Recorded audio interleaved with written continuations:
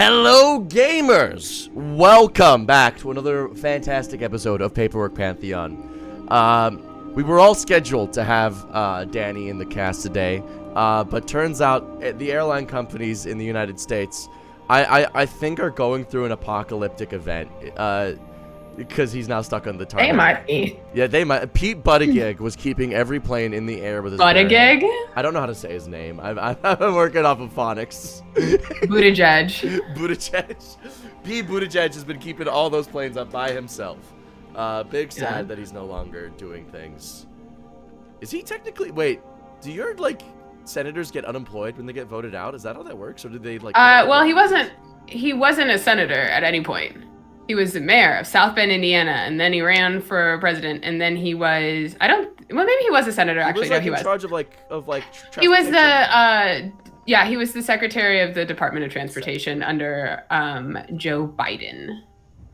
Joe Biden. Big sad days. Anyway, so airline companies, big rip for them. My name is Offbeat Outlaw. I use he, they pronouns. I am the game master of this thing, passing it to Amelia. Yeah, no, he wasn't a senator at all. He was the mayor of South Bend, Indiana. I did have that right. Hi, my name's Amelia Som. I know a decent amount about U.S. politics. You can find me most places at Amelia Som or by going to links.ameliasom.com. I am also officially a published author. If you want to buy my book, you can find that on my links. You can use whatever pronouns you want while it's still legal. Oof. Just simply come to Australia. It'll fix everything, I'm pretty sure. What was that about before the tavern? That's so funny. What was hey, look, it's published author friend Amelia Som. That's so sweet. Oh my god. Mm-hmm. I told you I pre-ordered it as soon as you I told me it was available. I know, and I know people did, but then when I see it, it's like, oh wait, it's real. I love this. The Haley method, mechanics first. Yeah. My method is vibes first. Let me see how to read this book. Character building methods. Yeah, there's a lot of good juice in here. There's a lot of good juice. And a lot of great character concepts. God's bestie. Trait, you never leave your house without wearing your divine friendship bracelet. You conflate your personal beliefs with the beliefs of your God. Your God is active as everything you say, even if they don't speak back. That's fantastic. Wow, that one was mine. I made that one. I could tell it was yours because you used the words bestie. Well, okay, to be fair, we all collaboratively came up with the concepts, and then we divvied them up and wrote about them. But it was a team effort to go cross naming. My best contribution to the names, in my opinion, is the entire section where half of them are just Mad Max jokes. I'm talking the character's name is Mad Max, more like Sad Max, or Mad Max, more like Dad Max, because it's so I still can't believe they let you get away with that. I thought they were gonna say, oh no, you have to put something that's good in here, and they loved it. That's amazing. Would it be in the steampunk section where we'd see? No, it's in the post-apocalypse one, because that's what made me think about it, was Mad Max. God, oh, I think I found it. One sec.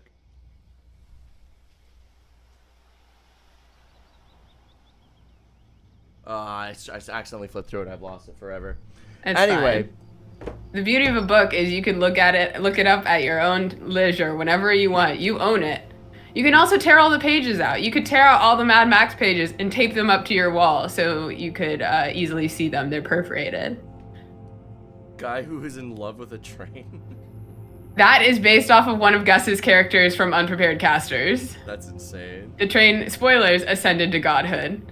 Ugh, as it happens, man. Mm-hmm. Yeah, the Western section has the best names of them all, though. The Western section? Yeah, there's the 47th fastest hand in the West. Oh. There's the sheriff turned outlaw, turned sheriff, turned outlaw, turned sheriff, turned outlaw. There's who gave this kid a gun? Like, that's the whole character concept, is you're just a kid with a gun. That's so good. It's a good book. My favorite is still the 47th fastest hand in the West. Thank you. Gus made that character, but I named it. It's great. That's so funny. Hey, there's at least 47's like top percentage. Like that's the thing. 1%. That's a good hand. Yeah. I could hire the 47. I probably couldn't afford the number 2, but I could hire the 47. Yeah. That's some low rates. Oh my god. Yeah. Also, who is testing, like, who in the West has the resources and energy and willpower to test everybody's speed? You could just kind of call yourself that. You wouldn't even have to be that. Yeah, but if you called yourself the 46th fastest hand in the West and you weren't, you'd be a liar, so. Yeah, but no one would know, so. You want to know? Before we go on to the game of D&D that we are playing, or the game of stacks we're playing, my favorite character in the book is, oh my god, what is it called? Fuck, where's the book? Is it not, do I not have a copy nearby? Oh, hold on. My books are buried under 100 paper cranes, excuse me.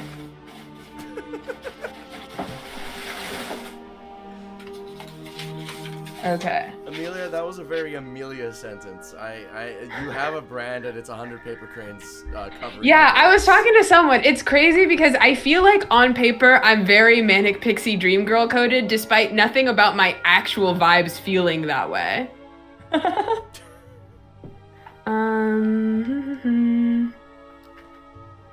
Okay, Brooke, you can introduce yourself while I'm looking for this.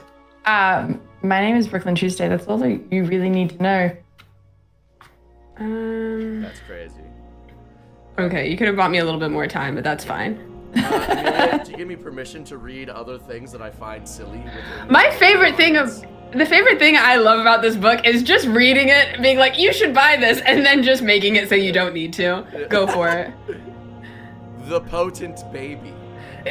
Yes. That's on page 15. Yeah, that's Haley Concept Gus name. Raised by snake wolves? That's an Amelia Psalm special. My favorite part is it's in the book. It's like what do snake wolves look like? However you imagined it.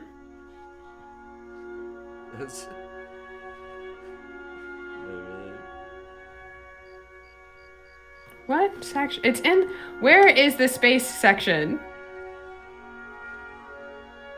I know you're in here. Oh wait, there's I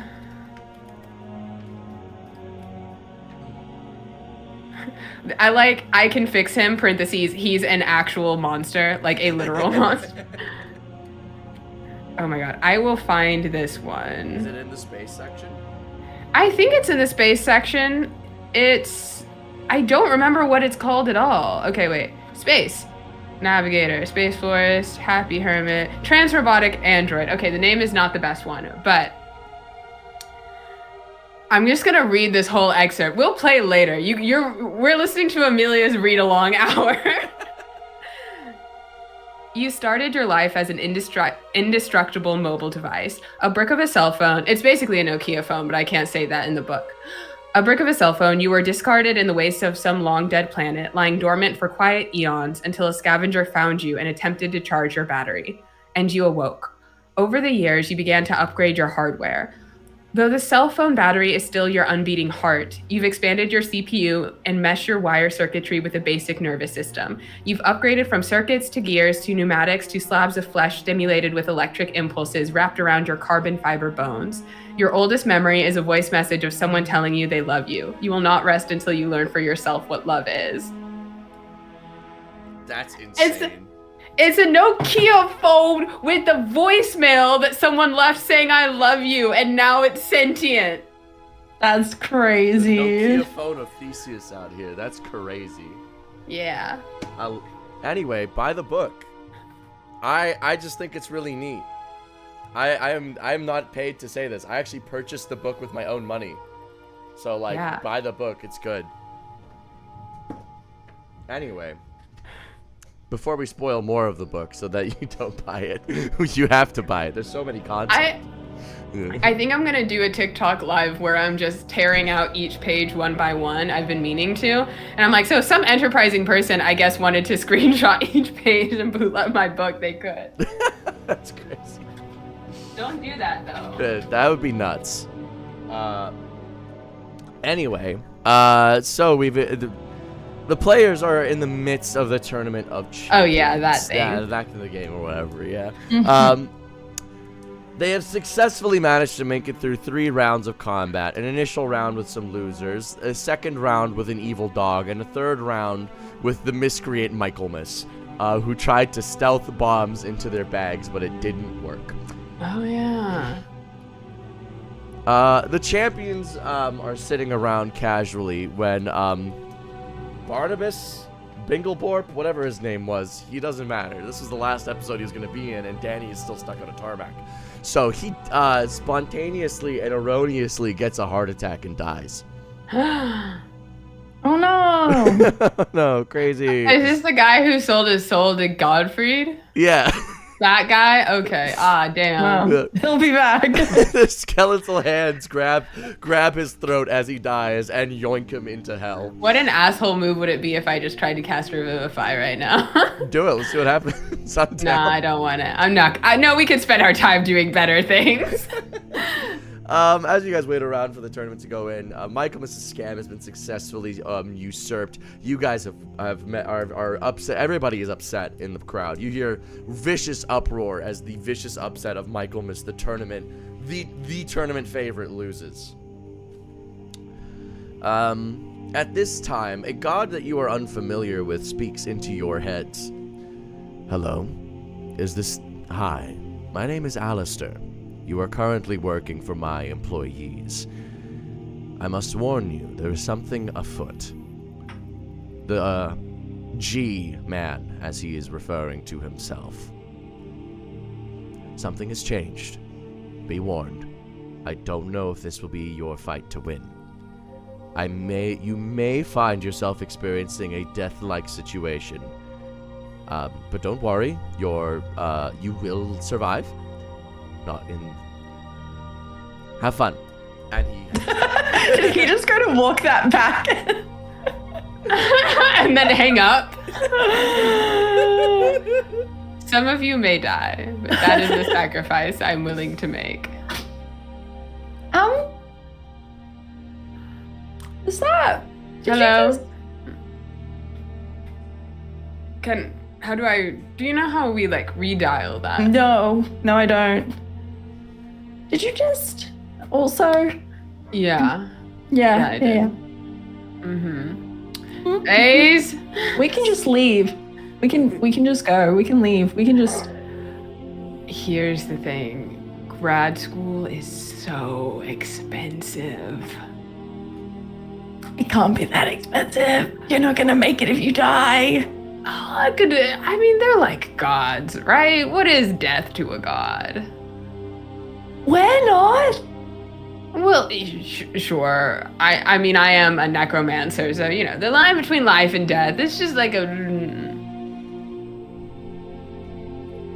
I'm a pickpocket. Yeah, well, think of it as so imagine if you died and then someone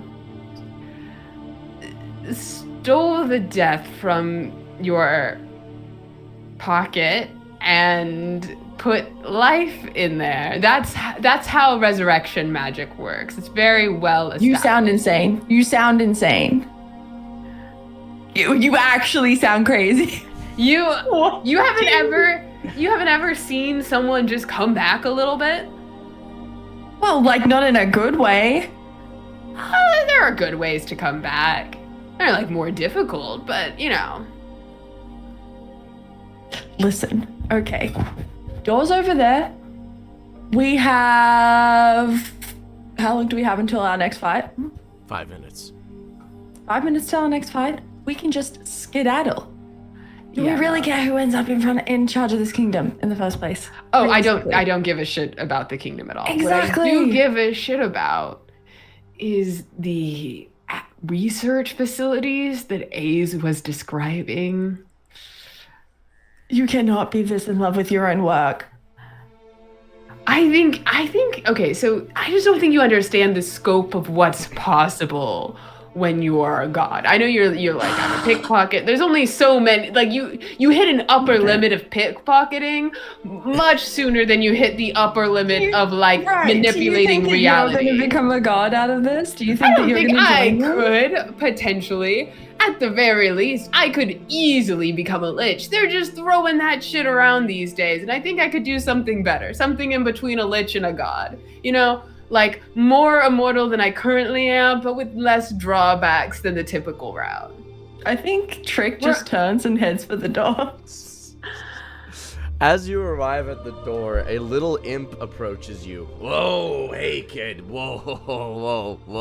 Hold, settle down. Hi, Charlie here. I'm Viari's familiar. I couldn't help but notice you were trying to back out of this. Hey, don't. What happened? We also did make a deal. I will happily go back on my deal. Jolly, did you say? Yeah, Charlie. That's my name. Yeah. Charlie. Right. Okay, bud. All right, listen. I appreciate all of your time, all of your effort. VR's been great, honestly. I just have somewhere to be and somewhere to go. And all right, listen here, kid. I'm trying to put on a nice face for you. I don't know you. I do this for Viari. I don't need to do this for you. Buck the fuck up and lock in, okay? I don't need to hear this bullshit no more. You signed a deal. That little kid currently in my custody. Do you want me to do something to the little kid? I'm not above that. I'm a demon. I'm an imp. I'm a familiar. I do what I fucking want. So you are going to go and fight that. I don't care if you die. You signed your life away the second you signed that contract. Am I understood? Did you not read it? Can you read? No? Awesome. All the better. You are going in there. You are fighting to the death, and you are either going to win or you will lose. So you best start winning. For the record. Yeah, see? They get it. Trick would just walk back. That's what I thought. Fucked. We're fine, actually. We've never been a message from God telling us that we're gonna die. Yeah, but we're gonna be fine. We've never been better suited to die, probably in our whole lives. You get that, right? What?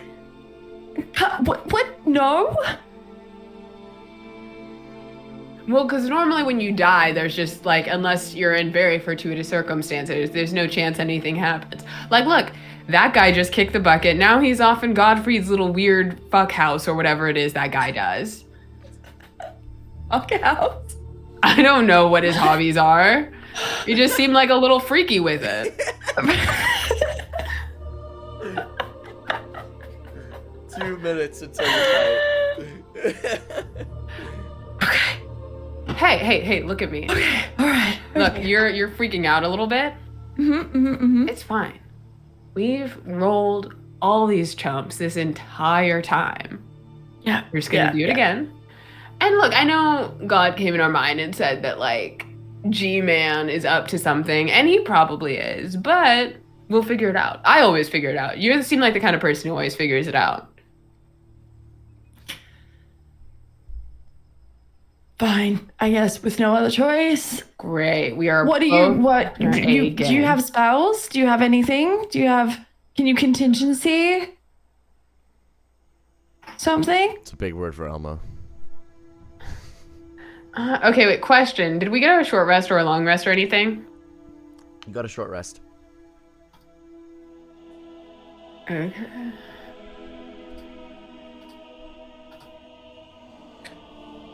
You had a long rest after the dog, and so then you had your next fight, which was a short rest, and now this is your last fight. Okay, let me roll my hit dice.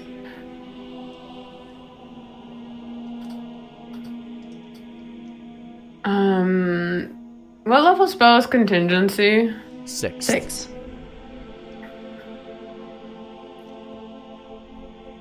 Okay. I think the entire time Trick is side-eyeing Charlie, trying to figure out whether or not he can actually get past him. Charlie is You know, despite being the size of like 2.5 feet, he's pretty imposing right now. Yeah, unfortunately, the vibes are there.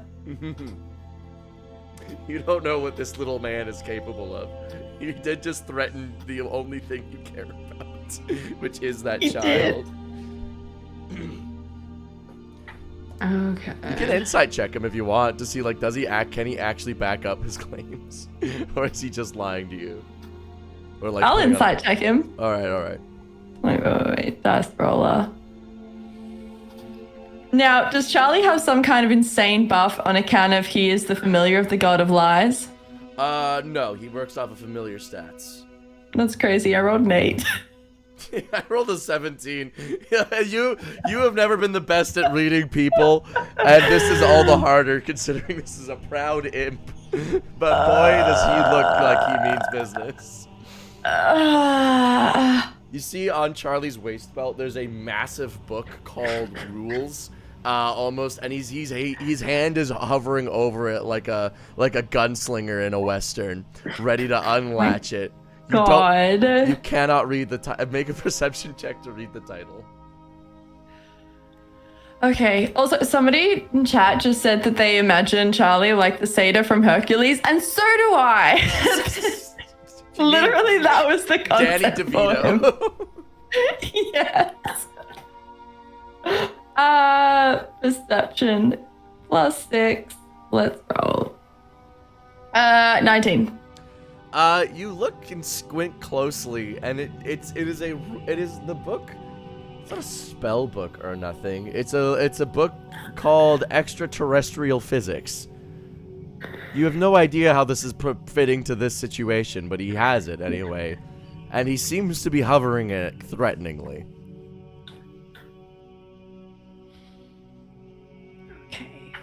I need an escape plan. I need a get out of jail free card. I need.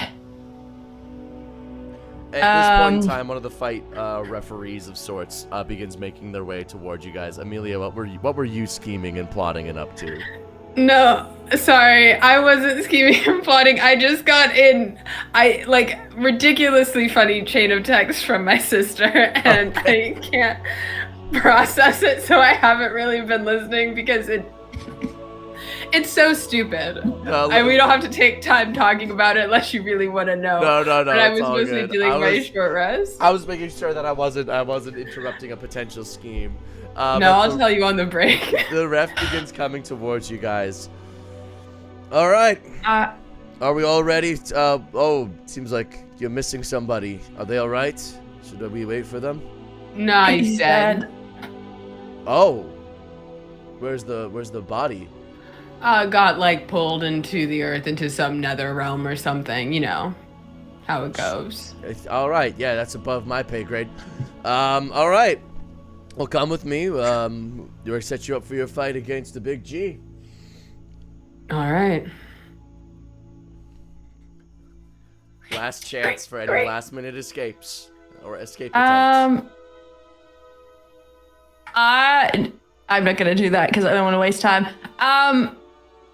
I would, however, like to contingency. I'm trying to remember the name of the spell. Not contingency globe of invulnerability, I think.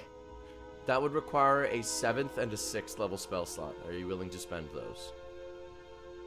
Yeah. All right. What is the trigger for the contingent spell? I'm gonna snap. If I say snap my fingers, can I spend a reaction to snap my fingers? Snapping your fingers is a free action, so yeah. Oh, okay. So I can do it reactively, though. Reactively without spending any reaction or nothing. Okay, awesome. I will do that, please. Okay. So you guys make your way into the arena. Standing across from you is a man that has been called the Big G. He has long, flowing black hair. He is dressed in a very big, flowy robe. He is wielding 2 swords.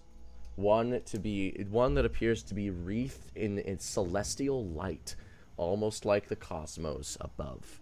And then in his right hand, he is wielding a blade made of pure white stone.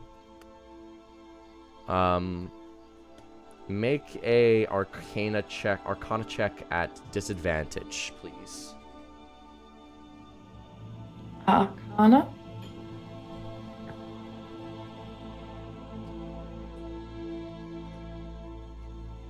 Uh, 18. 26.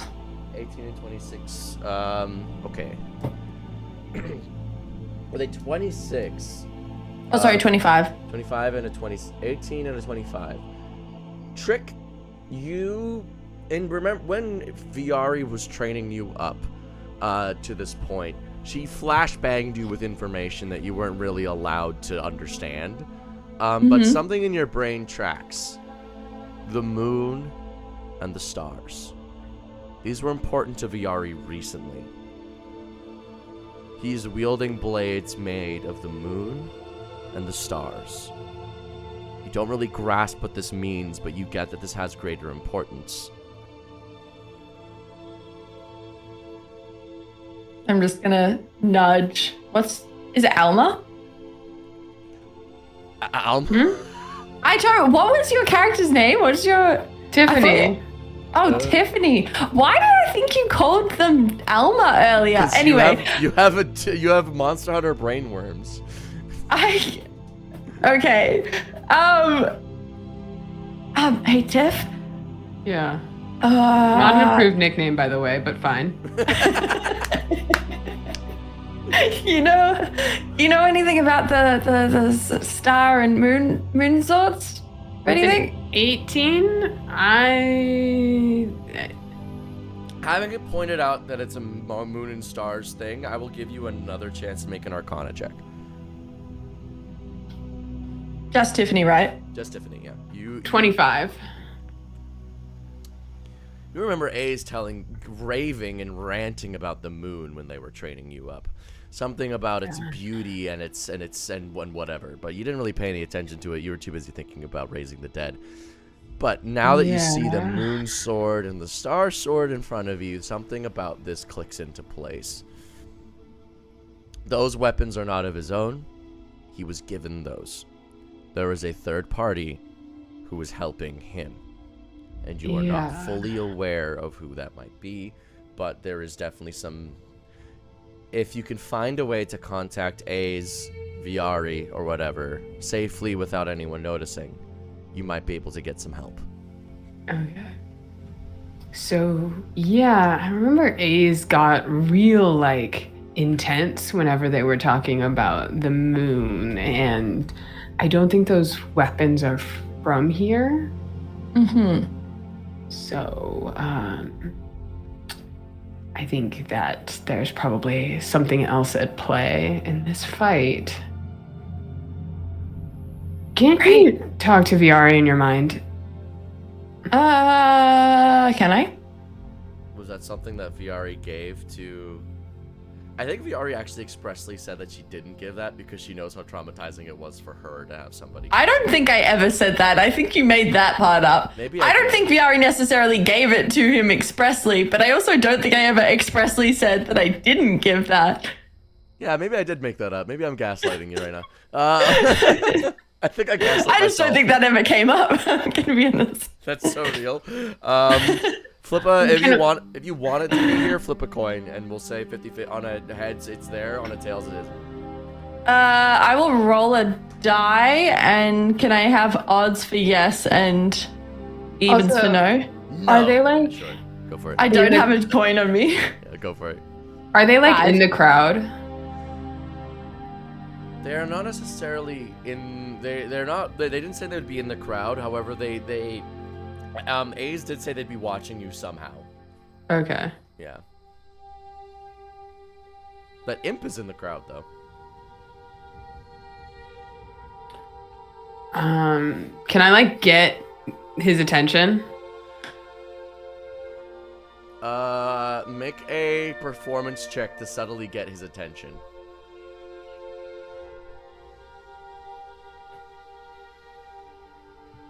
14.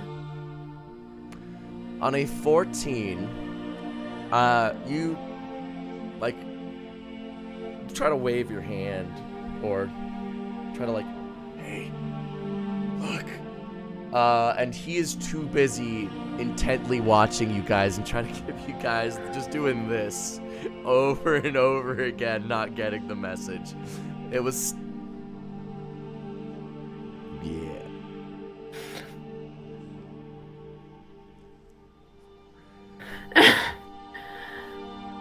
How far away is he? He is, I'd say, 50 feet away. I'm gonna just message. All right. Hey, that guy's weapons look kind of odd, don't you think? Huh? Oh, 1 second. You see his eyes glow briefly. Oh yeah, totally. Those are those are fucked up. I gotta go. And he plane shifts out.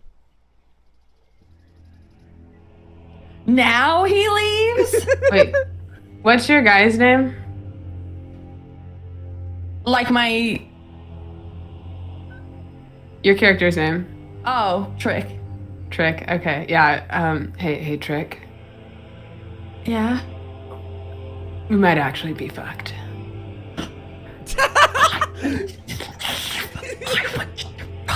I wanted to.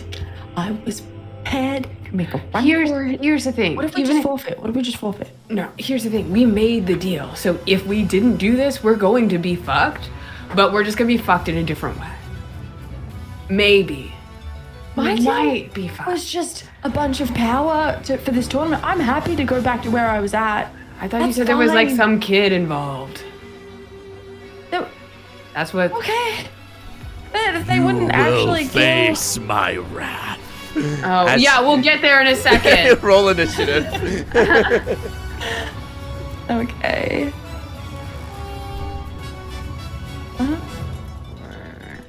I think Trick also has the D8 from Gift of Alacrity. Gift Alacrity. 16. That's 15, that's 16. I'm using my little spinny thing. Hell yeah. That's 20. Okay.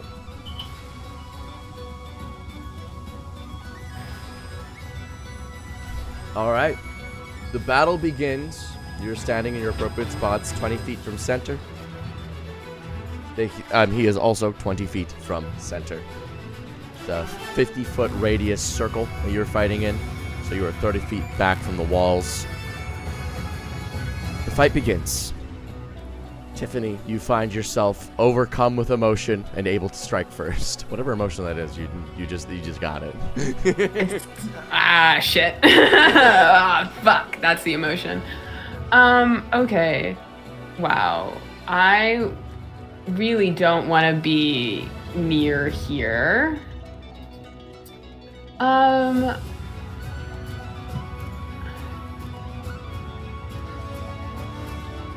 Okay, I guess oh, what's this guy?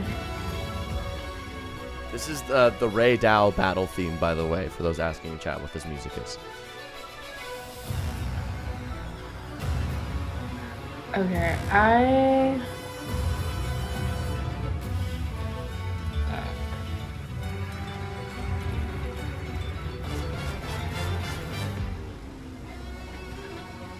okay, well, I'm 40 feet away from him, right? Yes, I'm you're 20. 40. Okay. Yeah, you're 40 feet away total. Let's just do a classic Ray of Sickness, I guess. All right. Yeah. That'll be a 27 to hit. 27 hits. Okay. And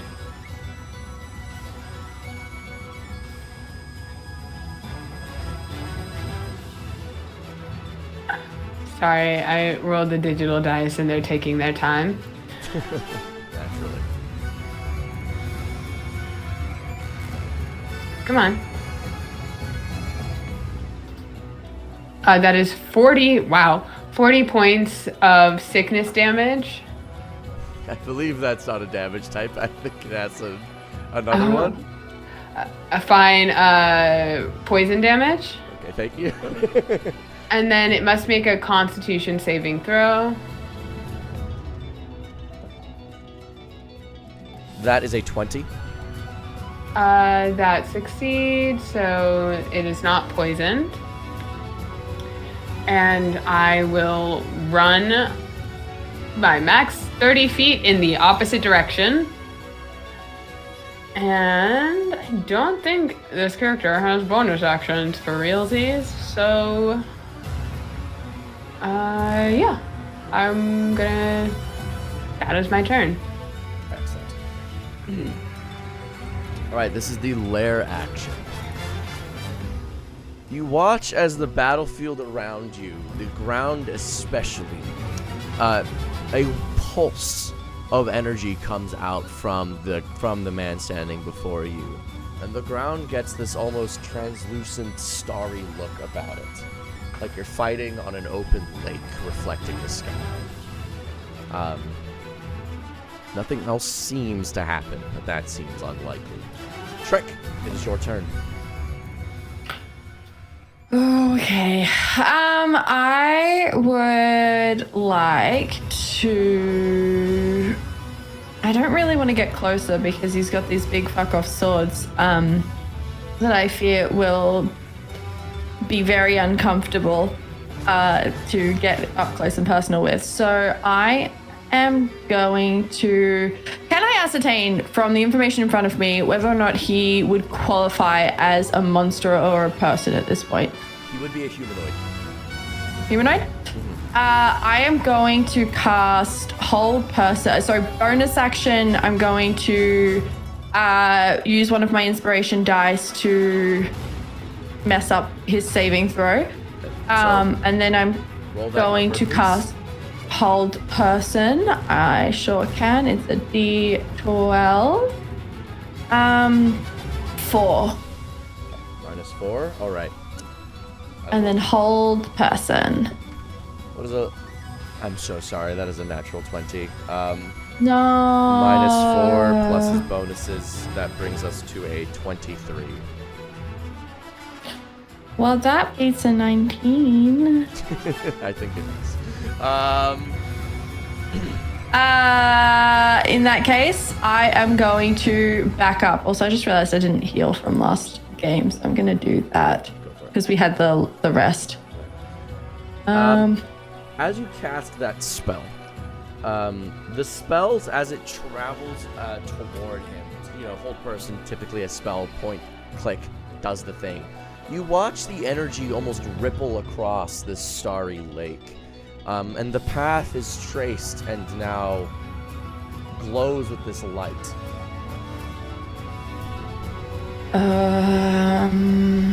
Make an Arcana check to figure out what is happening. Okay, yes, please. I have a +12 to Arcana, so that's a natural 20, 32. The force between you guys, the distance between you guys, the magical energy between you guys can all be represented through force and energy. And for whatever reason, the energy is being tracked by the ground. Almost and stored in the ground. What this means for him is hard to decide right now.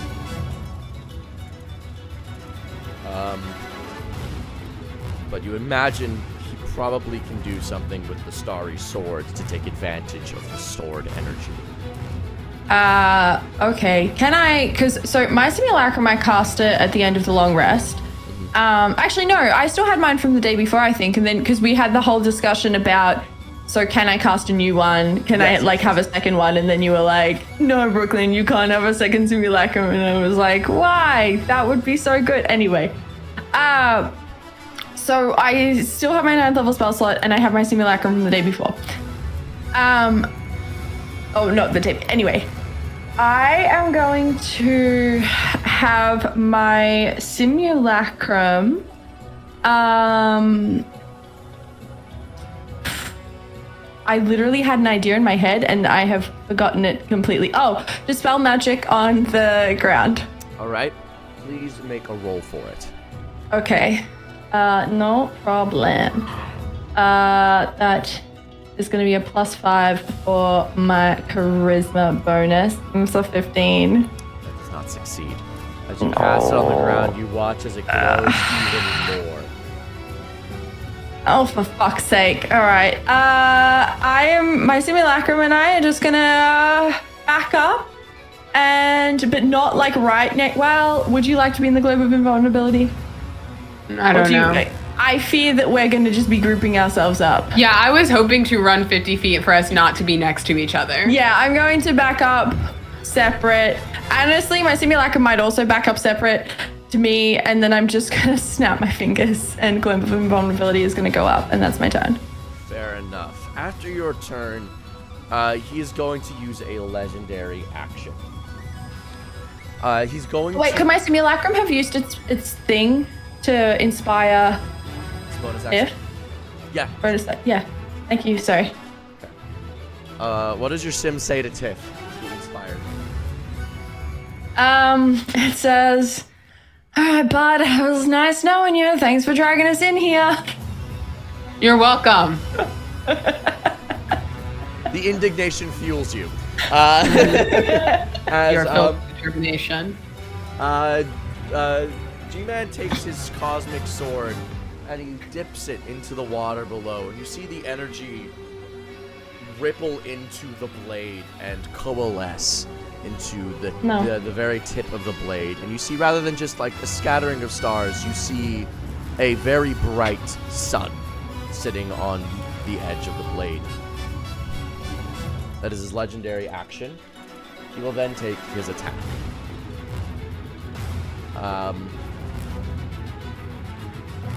Undecided on who currently is the bigger threat, he is going to look at the one who tried to poison him and close distance. Tiff, how far did you move? How far did you move? I moved 30 feet, so I should be 50 feet away totally. Okay. You cause issues for me. He will move forward his 30 feet towards you, putting himself now 20 feet away from you. He will cast a spell not known to you. I need a strength saving throw, please. Fuck yes! Okay. I'm gonna roll really well. Okay. I'm going to expend a charge to add my intelligence modifier to my strength saving throw. Nice. So that is only a 16, but it's still better than it would have been. That's fair. Because I'm a wizard.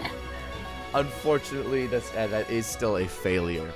As you see a entirely pitch black hand reach out, grasp around you, and pull you toward him. You are now within 5 feet. I also need you to take...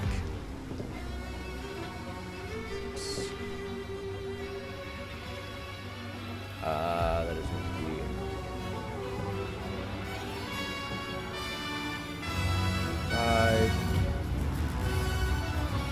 57. Oh, I have a bardic inspiration. You do? Would you like to use it? Yeah, how much was it? It'd be a D12 from Trick. Thank you, chat, for reminding me of resources I have. Oh my god, what is that? That is a 10. So 10. That would have made it 26. 26. That actually succeeds. You feel the indignation of... Dude, you jerk him. As you feel yourself succumbing, You remember, no, they said I was gonna die. I don't die. And you grit and bear it. The hand tries to pull and grasp you, but it slips and does not. You take half of 57 force damage. 26? No, 28.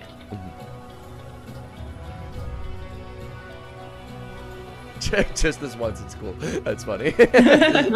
I don't think any of us are going to complain if you remind us of a mechanic that saves us. Yeah. You have been saved from that ability. And I'm still 20 feet away, right? You are still 20 feet away. Concerned and annoyed, he's going to then stay there and take the dodge action. He now has disadvantage to be hit. As you see, he takes a defensive stance with his weapons. Turn passes to Tiffany. Round 2. Well, there's two things I could do here. I could either be funny or I could try to do some kind of damage on this guy, right? Many options. Yeah. Well,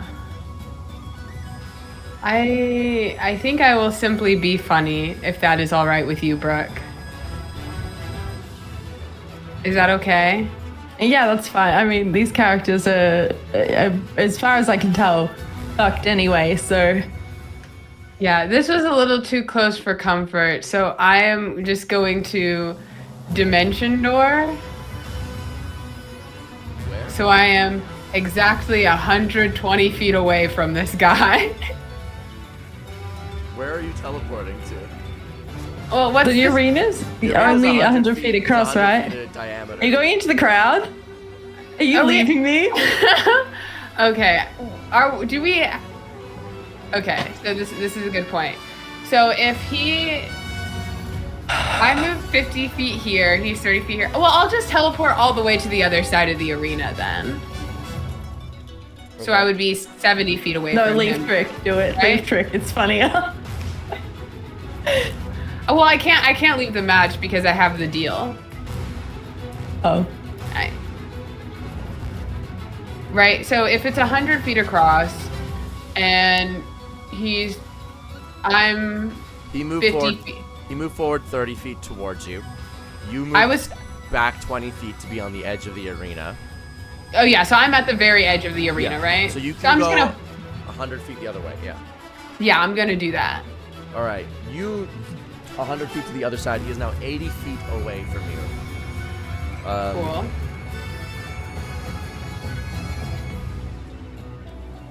I still don't have bonus actions. That is very real and true.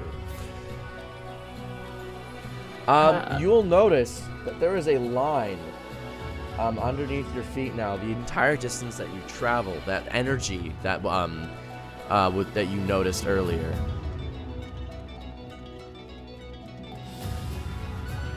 I'm gonna like touch it, and as an object interaction, I'm just gonna like lick it. You try to interact with it and just like it's not tangible for you. It's just there. You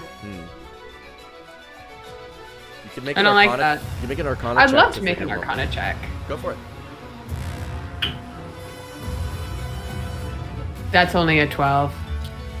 It's not quite clicking in your head what's happening right now. You're very magically aware, but this is not making sense. If it's magical, it should be physical. It should be here, but it's magical and not here, but still visible. You can't quite. This seems like an illusion, but it clearly isn't. All your instincts are telling you that that there's something afoot. Okay, just put your finger on what's happening. Okay. The DC, if you want to make another check on a subsequent turn, now is lower though. So Cool. you're ruling things out. I've realized the entire time I've had this stabby dice spinner thing, I only ever spin clockwise. So I'm gonna try counterclockwise and see if I roll better. That's a good idea. We will have another legendary action though, as the line that you have traveled Once again, you see the G-Man is going to dip his blade into it, and instead of soaking up the energy, he is going to follow it directly to you and apparate right beside you along the line. But the line is now gone and removed from the ground. Interesting. Then a lair action will trigger. He is going to look at Tiffany, who is currently proving to be the biggest threat. And he's going to take his time to grab. He's going to sheath the moon sword, and he's going to grab both hands on the cosmic sword. And as he does, you see the energy going toward the sun on the edge of it grows in size. Trick, your turn. Right. So, globe of invulnerability. I don't remember. Does that move with me, or does that? Yes, it is centered on you and moves with the person. Okay, cool. So I can move around, and it's not. I'm a little afraid to like go anywhere near the ground in case it like sucks up my spell, like that patch of ground. Wait, the lair action would have triggered before me, right? Does it change in any way? The ground? No. The ground is no. the same. Okay. Mm-hmm. Okay. I am going to. He really just.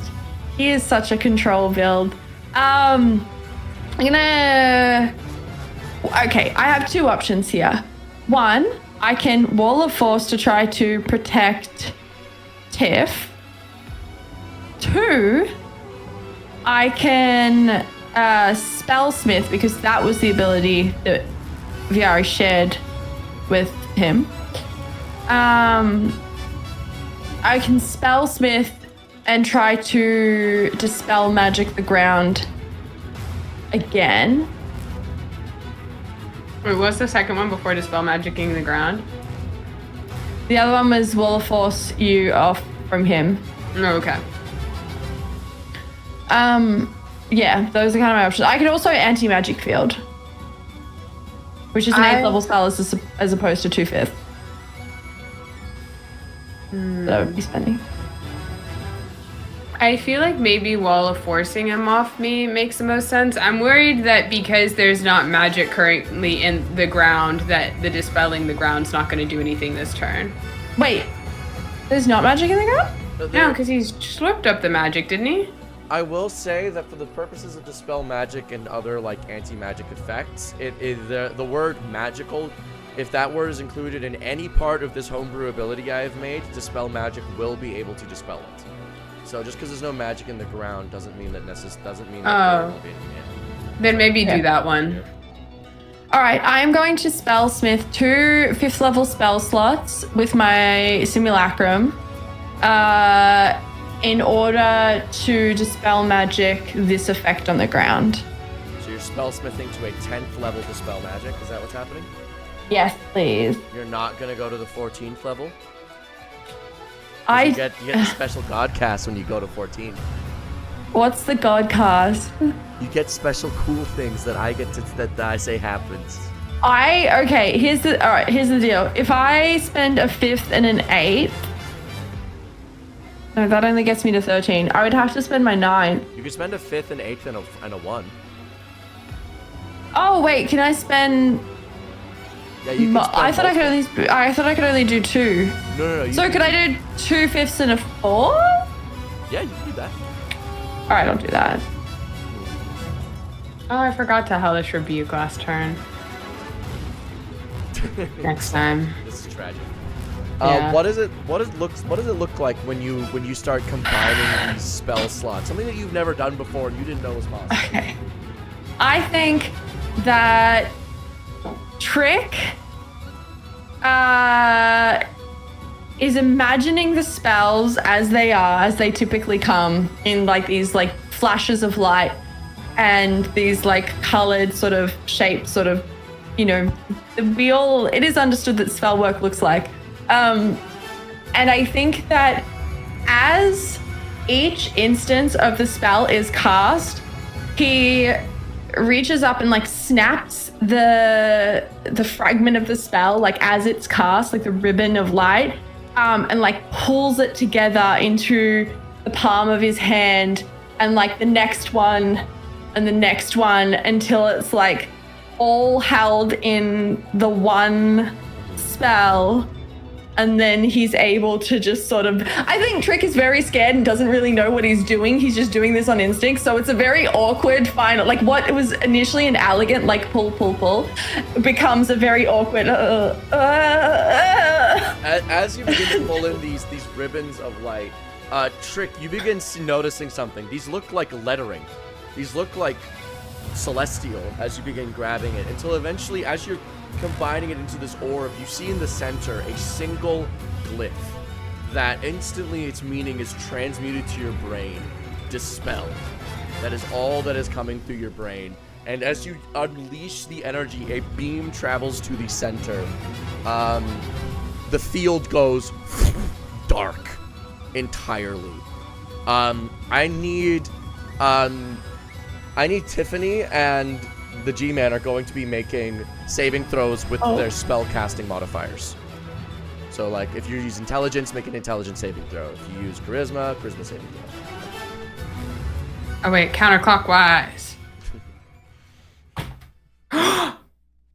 Natural 20. Excellent. What's the addition? For a 24. What is your spell save DC, Tiffany? Trick. 19. Excellent. You save. G-Man does not. As you watch as the blades in his hand completely are removed of light and energy. The ground is removed of light and energy. You find yourselves surrounded, for the moment, in a 100-foot radius, very special anti-magic field, where only you can cast spells. Unused magical abilities. Hey, Brooke. Brooke, Yes. can you give me some inspiration? Yeah, I was gonna do that. I think that at this point, the simulacrum is going to throw out another. Oh, well, no, the simulacrum's going to inspire me, and I'm going to inspire. Your sim needs to make the save. Tiffany. I'm very sorry. Oh. Okay. I'm very sorry. That's cool. That's fine. It's the spellcasting modifier, right? Charisma, yeah. Charisma. 18 plus 5 is 23. It succeeds. It is not dispelled. I saw the number and I knew it was high enough, but my brain could not compute the math. That's really funny.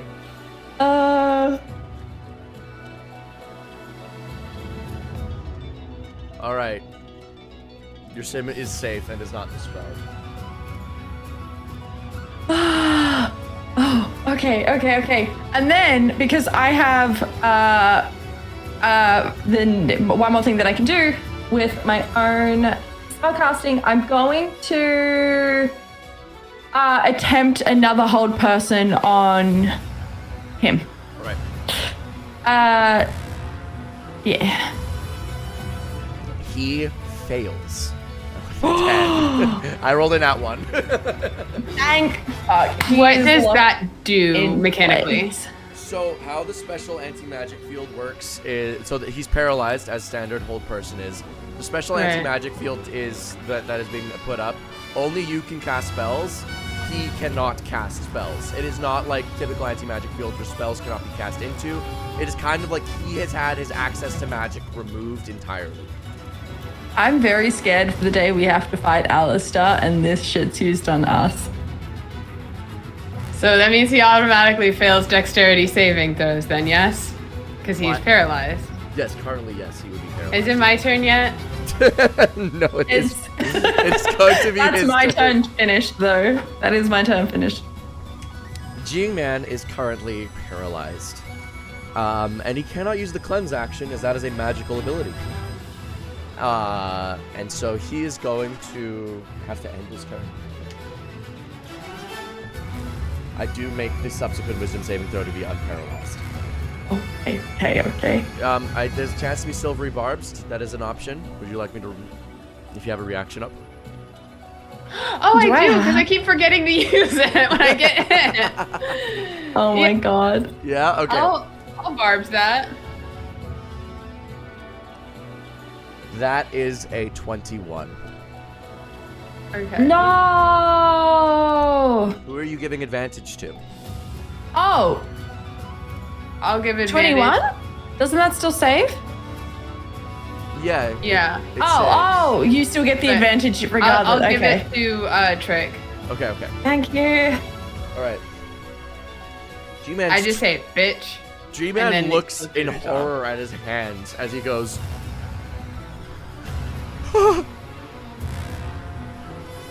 My God! I can't feel him anymore. What have you done to me? As he stares at you, as he stares back at Trick, not noticing Tiffany with the Glock.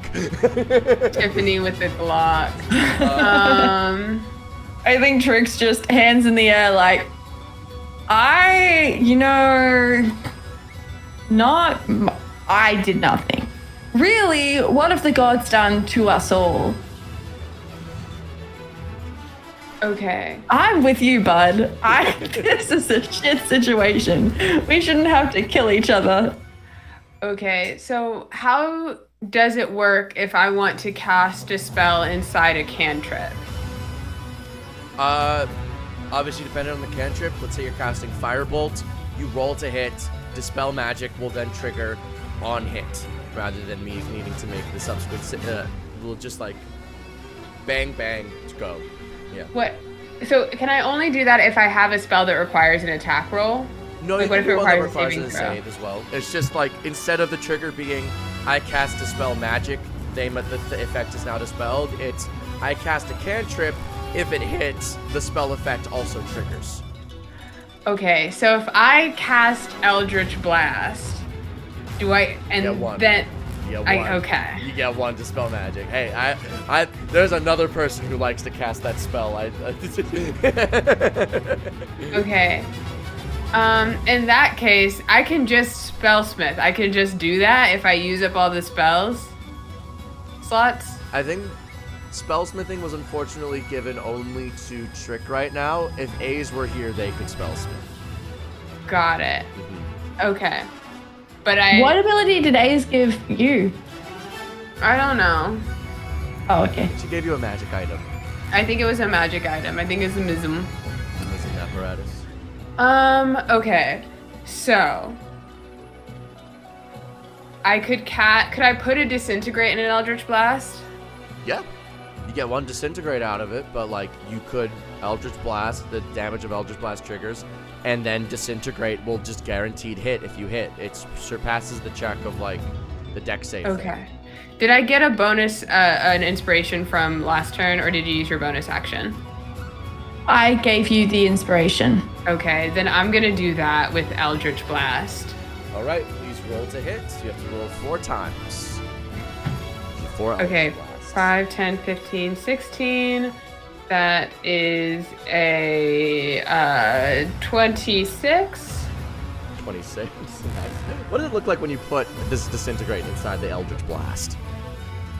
I think I like hold my hands out and there's just this sort of like cackling like black necrotic energy, and I start like, I think when I cast Eldritch Blast I do like a little magical swirl and a shoot, and I think I do a magical swirl and then I just sort of like crack it open, and the like this black smoke in between actually starts to itself sort of disintegrate and start moving quicker, like a bunch of particles rather than a wave. And I am just, I think with each Eldritch Blast, like I'm basically like casting one thing and like loading an Eldritch Blast in it and an Eldritch Blast like into the Disintegrate and then firing it off.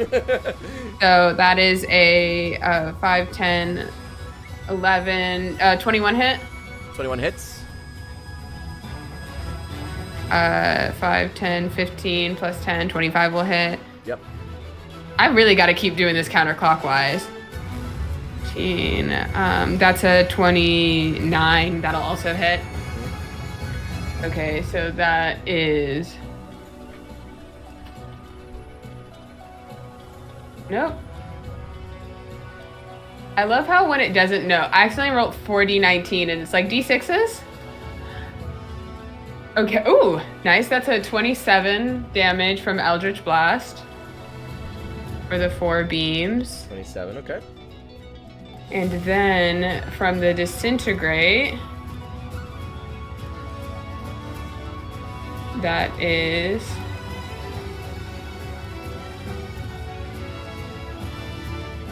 $68. 68. Oh, and I didn't even have to use my inspo. The beam hits him hard in the chest as he is almost knocked back. He is knocked to his knees as he is witnessing the unmaking he is currently under. He's not down, but something about him definitely changes. The effect of this mass dispel, you see it ripple and get pushed back. Something is attempting to break through. I need a concentration saving throw from Trick in order to maintain the mass this mass dispel. Okay, I have Warcaster on Trick, so I'm gonna roll twice, but the first one was a 19 without modifiers. The 19 was higher than the second one. My was plus 12, 31. You lock in. You do what you need to do. You recite your poetry. You do what you must in order to keep this spell up, because you know that whatever is trying to break through is not this guy, and you don't want to see it. You want to go home. Aww.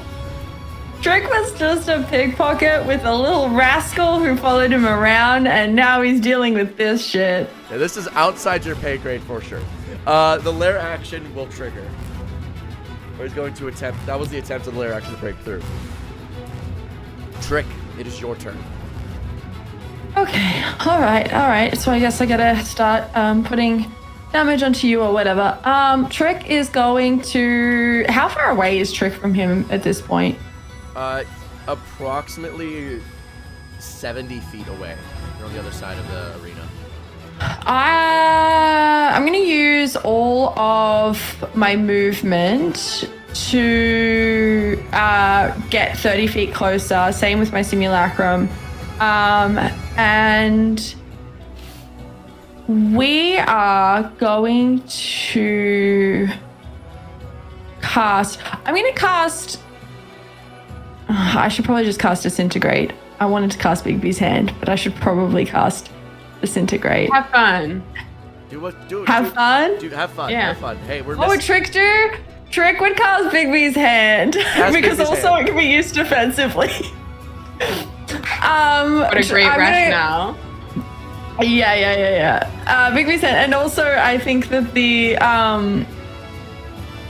idea of like having like just a giant fist to punch this thing with is very silly. Okay, so I am going to Bigby's Hand. I'm going to, I believe as part of casting it, I can take one of the actions that it... Yes, you can. Mm-hmm. Yeah, okay, cool. I'm gonna punch him. Whichever one that is. Forceful hand? Or... Punchful One hit, the hand. target takes 5G. Yeah, clenched fist. The hand strikes the target within 8 feet of it. So I'm running forward 30 feet. I'm throwing up Bigby's hand. In fact, I'm throwing up 2 Bigby's hands. I think, no, I'm not, because I need to maintain concentration on the... Yeah, the dispel dispel thing. I will say that big dispel did remove your globe of invulnerability. I think that's a fair trade. That's rude. I know. Okay. Okay. So Bigby's hand, and I'm gonna punch him. All right, please roll to So hit. I need to make an attack roll with my spell attack modifier, which is plus 11. So that's going to be a 21 to hit. That hits. Cool. Thank you. In that case, I need to... What is the damage on Bigby's hand? It's nothing special. It's 4d10? like... Something like that? Nah, I just had it in front of me. 5d8. Okay. 1, 2, 3, 4, 5. This is going to be pitiful. 18. 18 damage. Yes, he punches him. That hurt. I mean, Trick did his best to listen to Viari on how to fight optimally and is doing his best. He remembers the parts about how to debuff. He's not on top of the rest of it. But he's going to use his bonus action to spend another inspiration and debuff what's his face. Okay. You didn't end up using your inspiration, did you? Correct. Okay, cool. Also, let me know if you use it and it's successful, because I can use my reaction to bounce it to me. Okay. Almost I think muscle. last time it was successful. The first time I used it, but that was several turns ago. That's all good. And then my simulacrum, I think I'm just going to...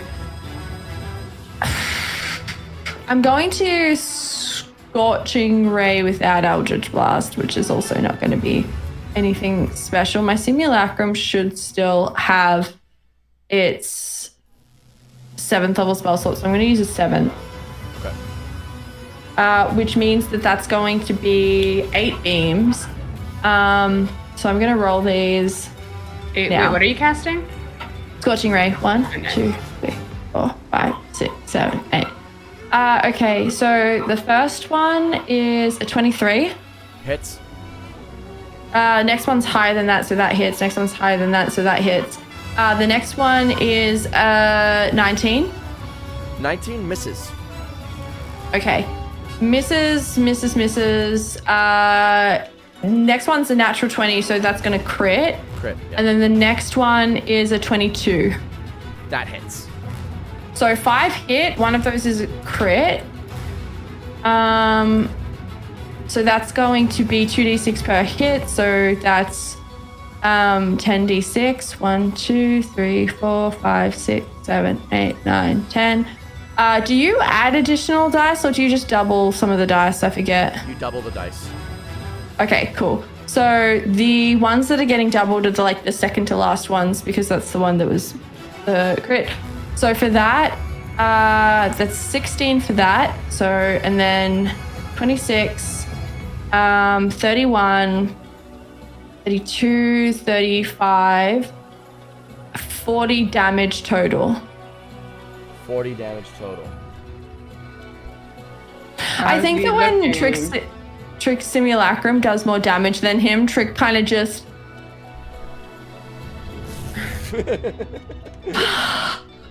exasperated. With that 40 damage, striking this man over and over and over again, you watch as his clothes begin to burn. And you watch as those eyes that once were human begin to hollow out, almost burn out of his skull. No. Oh. He's coming. I couldn't hold him. I couldn't appease him. At this point Always in time, a man. Power? Is it power? you watch as these cosmic hands break through the ground underneath you, cracking the area of anti-magic, splitting the very fibers that hold the world together. It cracks. And you are now find yourself falling. Not you. Viari. Ace. Godfried. As you fall through an endless space onto a lake, onto an island. At first, there's nothing that you can see until you look up. And you see, making up the pattern in the sky, reflected off the lake below, is the outline of what can only be described as the most muscular individual you have ever seen. Butt naked. No discernible features. After all, he is an outline of light.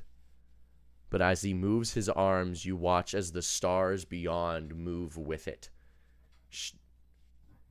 He turns around and looks at you on his island.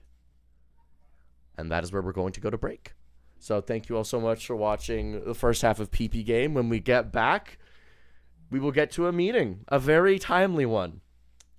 So see you guys meeting? then. I don't know, maybe.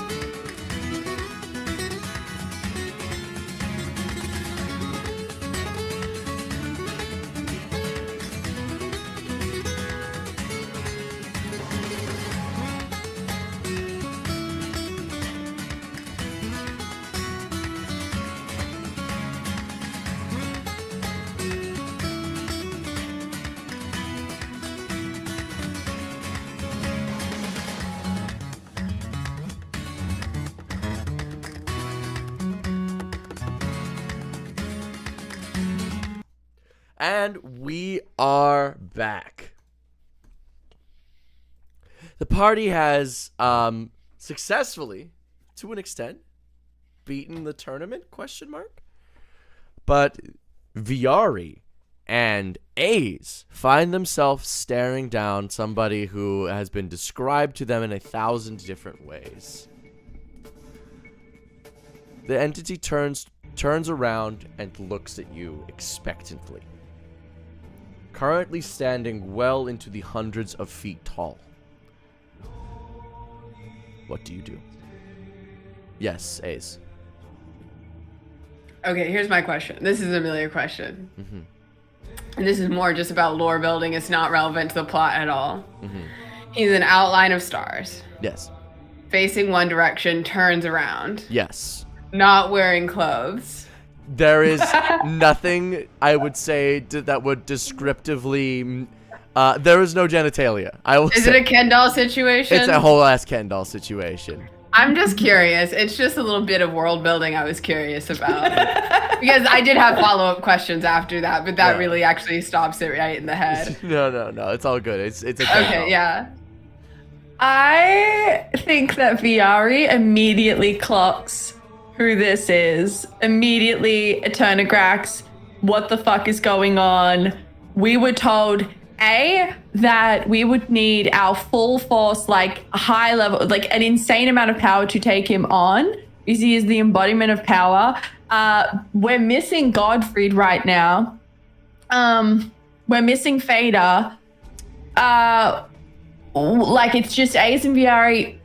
I think the other thing is there is probably, like we were told not to talk to him, that he couldn't be reasoned with, that we would just have to go into combat, all of these other things. Like we've been told explicitly by multiple sources who do want us to succeed.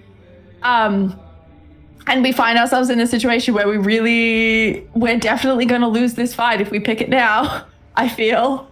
And I think that Viari is immediately looking for escape options. So, like, grabs A's hand and just tries to slip into the necklace. Ace does not, will resist that. You jump into the necklace, Viari. But well, if I notice Ace isn't coming, I'm gonna, pause a sec. Dude, what the fuck? I'm telepathically. Come on. You want to chicken out in front of power? Now is not the time. He's gonna kill us. The necklace isn't chickening out. Do you want to prove how clever you are in front of power? Yes. You can delete us with a blink. Yes, I do. He is still standing there, expectantly. We were literally told not to talk to him.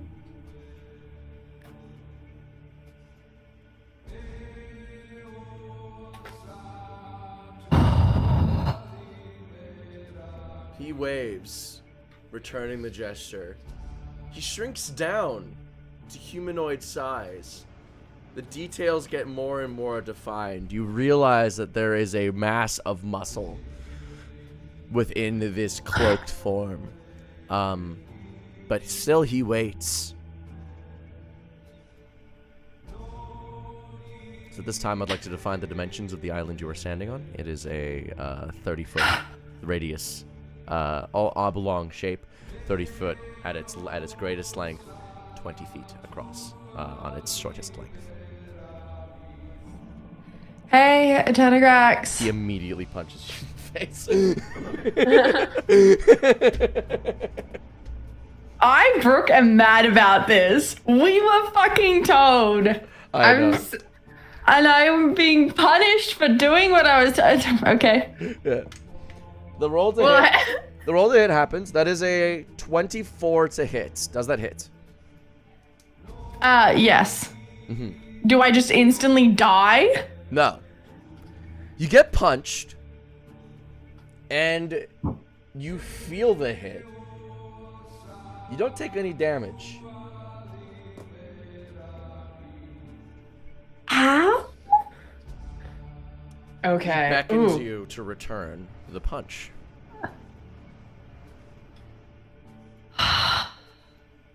I want to punch him in the face. Hold on. What do I got? What do I got? Does it have to be a punch? No, obviously not. It can be. He wants you to hit him hard. You can vaguely make out an expression of this eyeless figure, but his mouth is pursed and waiting, realizing the scale of who you are and is giving you the respect you're worth. He wants to be hit. Oh, I activate Storyteller. Hold on. I need to. Sorry, it's been so long. I'm cool. I'm really chill. And notices that you're by yourself. He snaps his finger and a simulacrum appears beside you of yourself. Oh god, okay. He once again beckons.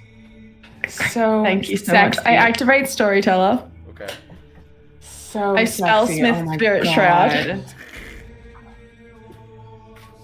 Spirit Shroud, okay. Yeah, my simulacrum is doing the same with the spellsmithing Spirit Shroud and stuff. I think that the simulacrum doesn't have access to Storyteller, but it's, it's still going to spellsmith the Spirit Shroud. You're spellsmithing Spirit Shroud. Is that what's happening? So you're combining. Yes, I'm spellsmithing Spirit Shroud. As you cast the spellsmith Spirit Shroud, you're combining all of these runes together, and as you do, combining these spell slots much more expertly than Trick did.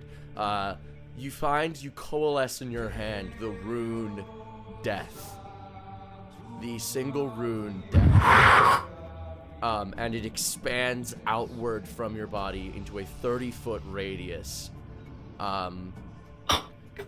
You now deal. Instead of 2d8 from a 5th level Spirit Shroud or 4d8 from a 9th, you deal 8d8, and creatures within the Spirit Shroud are vulnerable to damage you deal.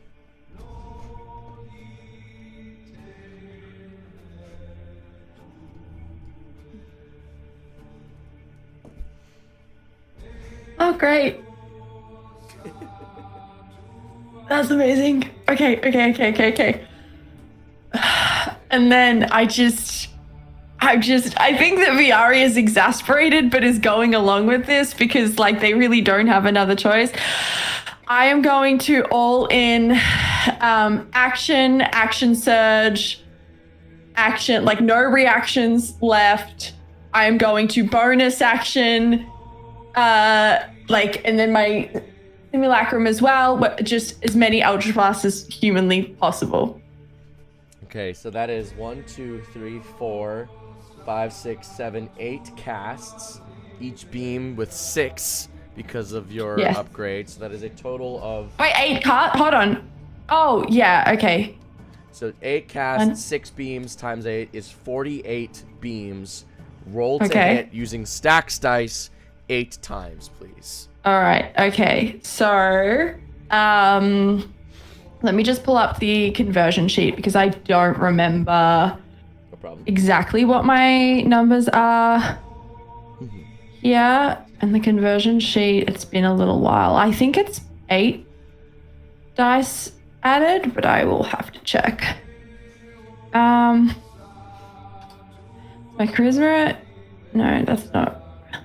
No, it is relevant here. My charisma is 30 attacks. So the charisma attack conversion, it says 6, but that's with my charisma at 25, which is what it's normally at. With Storyteller activated, it's at 30. 8d6s. It's 8. Yeah, okay. All right, cool. So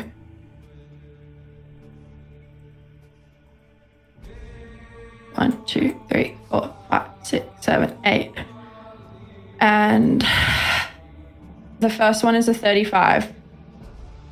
35, okay. That cast is successful. It hits. Next one. Okay. Second one is a 49, so I'm assuming that hits. That hits. The next one is a 31. That one hits. Okay. The next one's a 37, so that one hits. The next one's a 54. That is a critical hit. Oh, amazing. Critical action. So 1 crit. So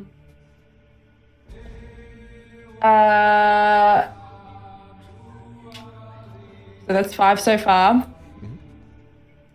The next one is a 29. That's a miss. His AC is going to be like 30 or something. So 2 more, 43. That's a hit. And 33, which That's hits, right? Yeah. So one of those So castles, that's 42 beams. 7 hit. Yeah. One of them's a crit. Yeah. It's a critical action, so remember our critical actions are you can maximize your damage dice. You may choose another stacks type to apply than your normal, or you can clear all your current negative stacks. Or you can double damage dice. It's up to you. I think the impression that I'm getting here is just hit him really hard. Like, the impression that I'm getting isn't put stacks on him. That's right probably now. Like, now it's not. That's probably a good assessment. Probably a good So assessment. mathematically, I'm sure Viari knows this. Is it better if I maximize the damage dice or if I double the number of dice I roll? Mathematically, doubling the damage dice on that roll would be better. Okay, I would like to do that. So, Okay. Would you like 6. help doing the math for this? Yes, please. Okay. So that is going to Yes, be please. So it's 60, 10, norm. That's 60, 10 times 6 normally, so that's 36 d10s. That one's going to be double, so that's 12 extra d10. That's going to be 12 extra d10s. So that's, I have 48 d10. You've done 8 d8. 48, 10. Huh?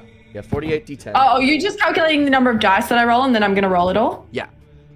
Okay, cool. Yeah. 48 d10, and then the 8 times 7, that's going to be 56 d8s.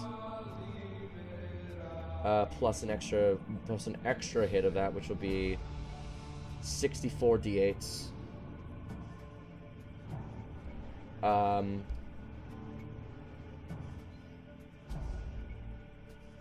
Offbeat's counting, Brooke, I just want to point out that technically Viari is the only one who broke the rules because A's hasn't spoken to Turnigrax yet, so. Shut the fuck up.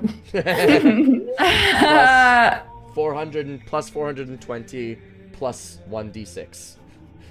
Sorry. That plus 1d6 12. is gonna get it. That's gonna Plus be the 12? one. Plus 12, right, I forgot it's weird. Easy. So first of all, so how many, I've done all of the D10s. How many D8s, sorry? 64. 64. Yeah. And all this damage will be doubled because of the Spellsmith Spirit Shroud.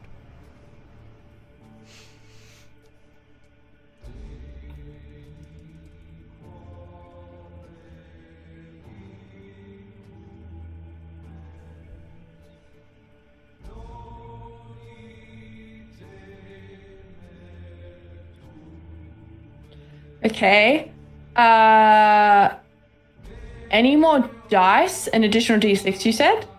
Where's that I come got from? confused. I thought the D6 was your genie warlock thing, but then you said it was plus No, 12. that's just 6 per. That's just 6 that's per. my bad. I always get that Okay. confused. No, you're good. Okay, so Spirit Shroud, and then I do on top of that. I don't have Hexblade's Curse. That's Kai has Hexblade's Curse. Yeah. I do have Agonizing Blast, which is plus 10 for all of these. That's the plus So- 420, yes. Okay, the 420. Did I have another plus for all of them? I don't think so.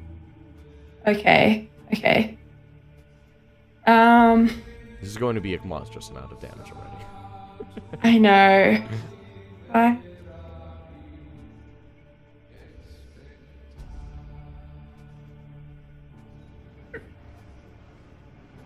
Okay. That is 2002. With before vulnerability or after? No, we're after. What? 2002 damage. Yes. Someone was born that year. What does it look like when you cast? That's true for every damage This amount. is, by the way, this is the damage record for the show. So what does it look like when you cast the damage record? I think that Viari knows that they need to hit some kind of insane number. I think that this is the moment Viari's like, okay, every piece of knowledge that they have ever gained about combat is coming into play here. They're remembering all of Gary's lessons as a kid, making them practice over and over and over again, doing all of the geometry to get their angles right in order to hit their shots, all of the like marksman training, everything Alistair has ever said. And I think that it all condenses down into this moment of Viari pulling together the spell. I think it's very calm. It's very like methodical at this point. It is... They have been doing this their entire life, and this is the moment that they've been training for, and they know it. And I think that for once in Viari's life, they are not anxious. I think that they just know that they need to get the job done here.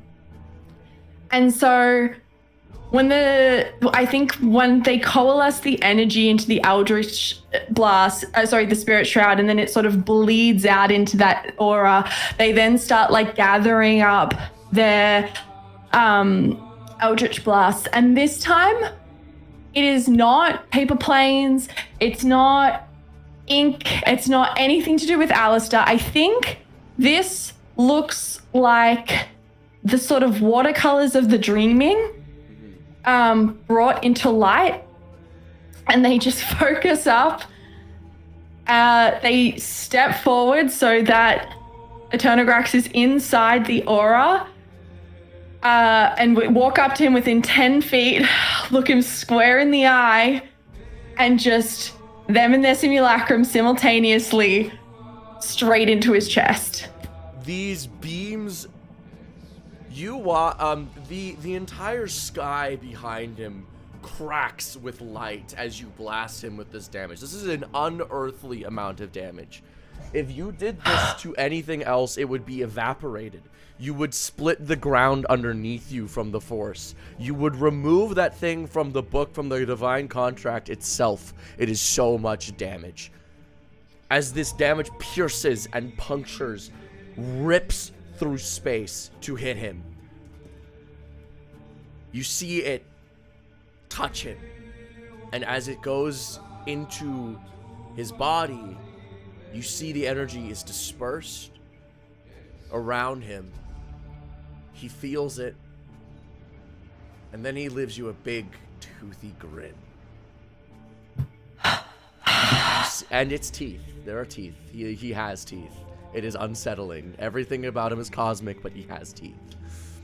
This is just like Full Metal Alchemist. This is just like Full Metal Alchemist. He looks at you. He turns to Ace.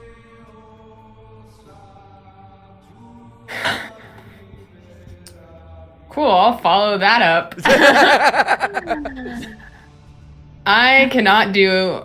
A's, especially this sheet, is not a damage dealer. This is a control cast situation. So, can I cantrip combine cast? Can I spellsmith something and put it in a cantrip? Is that allowed?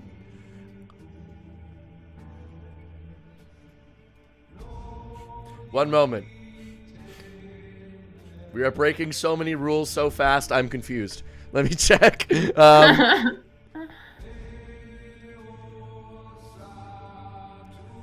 I'm gonna say yeah. I want you to make an Arcana check as you do so. Oh, sure. Oh, wait, fuck. This isn't a good Arcana sheet. God damn. I'm very sorry. Spellsmithing is already a very special, special action, so. Okay. Yeah. Let's see. That's a 16. I'm gonna use a luck point. That's a 10, 13. That's a 19. Do I think that's good enough? A 19? I don't think that's good enough. If you have a little more spice, I'd put a little more spice on that, if possible. I'm gonna use another luck point. All right.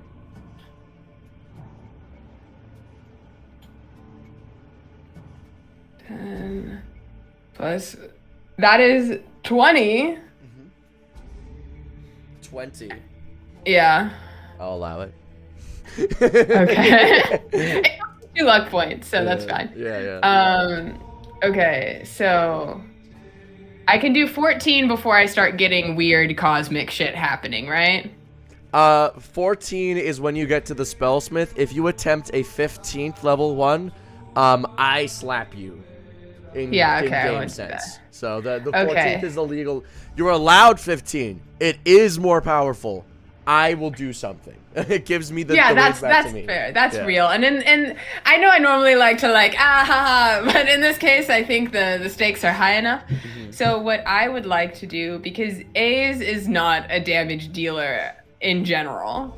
Even when they're a damage dealer, not compared to these other two, I would like to focus on my single attack per action. I would like to, because it was really cool last time, cast a disintegrate into my booming blade. All right. And attack. What spell slots are you using for your spellsmith? I need to get to 14, so what's that? And that's 9 plus 5 would work, or 7 and 7. 9 plus 5, a 7 and a 7. You can use 2 5s and a 4. You can use as many as you need. You just got to get to 14. Okay. Have we taken a long rest or anything since our last whatever? Your characters have definitely taken a long rest. Okay. They have their full shit. And if you are not fully rested, Eternagrax will revitalize you to make sure you are on top shit. A good fight. Yeah. Okay, I would like to use my moon slot then for the 9th. Okay. I'll use just a 5th level. I will cast it into my rapier. I will cast Booming Blade into my rapier. And I think what A's does is just like a fencer with surgical precision, is going to just go for 1 hit. As you cast Disintegrate into this Spellsmith Disintegrate, once again, you're beginning to notice a pattern. These runes beginning appearing as you are channeling the very divine contract itself in your spells. The rune Erase appears before you as it is put into your weapon. Please roll to hit with the Booming Blade.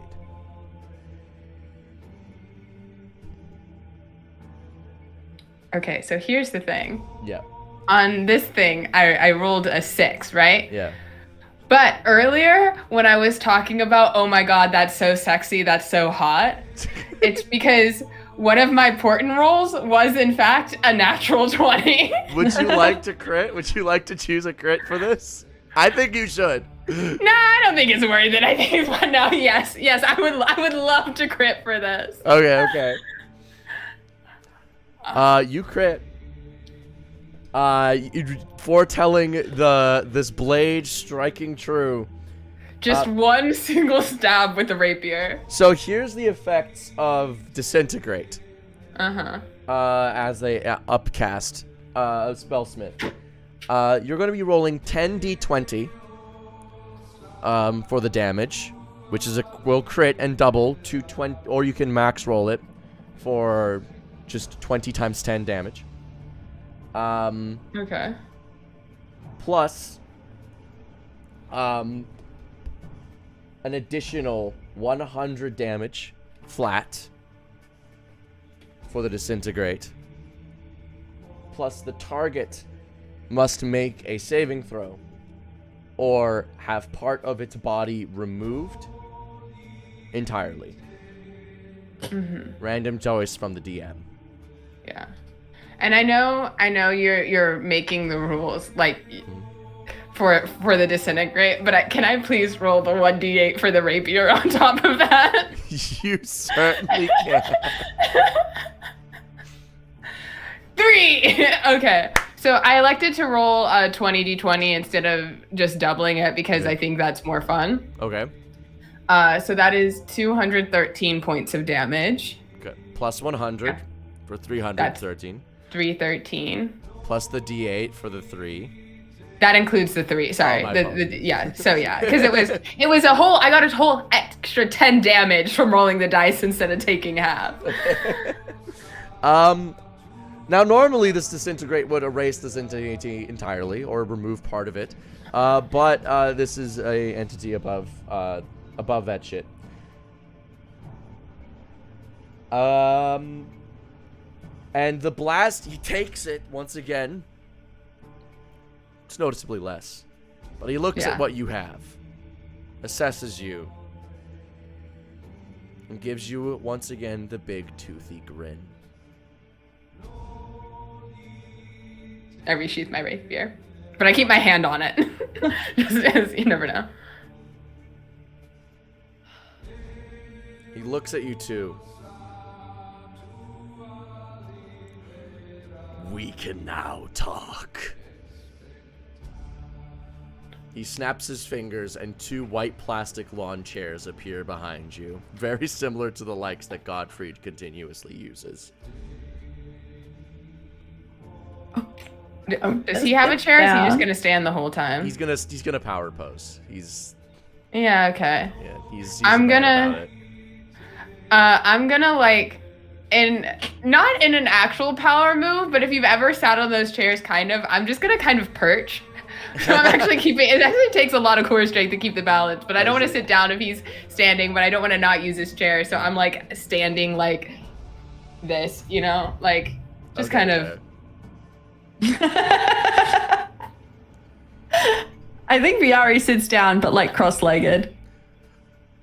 Mortal gods, my brothers. Pieces.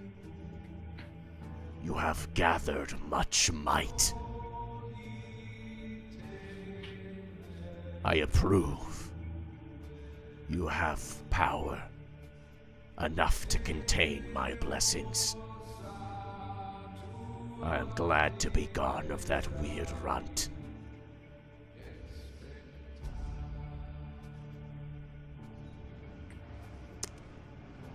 You have sought me out, correct? Mm-hmm. Yes. Explain. Okay, now here's where we're gonna have to pause. I can actually explain if you want me to. Okay, great. Awesome.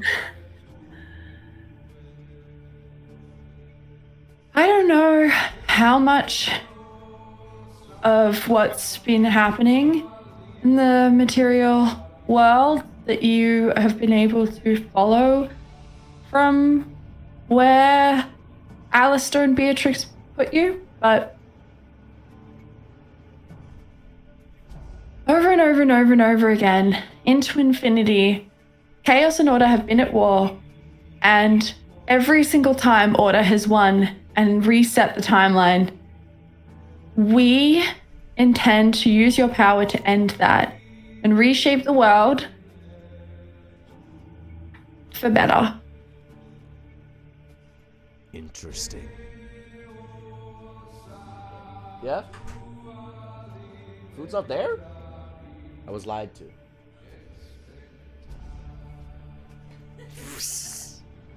Sorry guys, my Uber Eats said that my food was here and they have lied to me. Those lying liars. He delivered it to the Shangri-La Hotel across the fucking... No! No! This is to tragedy. I'm gonna kill myself. Okay. No, Lex, you're so sexy. Amelia says you're so sexy, don't kill yourself.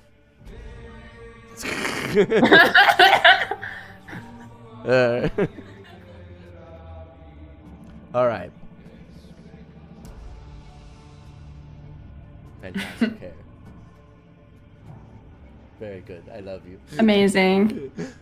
Eternagrax looks and goes, Interesting. Only natural, I suppose. I have followed nothing. I had no eyes. That whelp came to me, asked for help. I gave it to him. First man I'd spoken to in a while. That makes a lot of sense. But he was weak, pathetic. You seek to usurp my brother.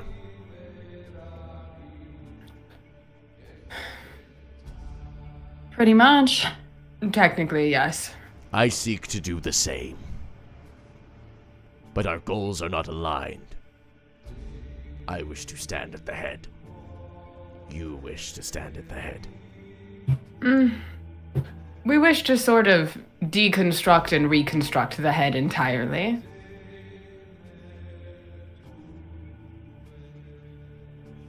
As it stands, I am trapped.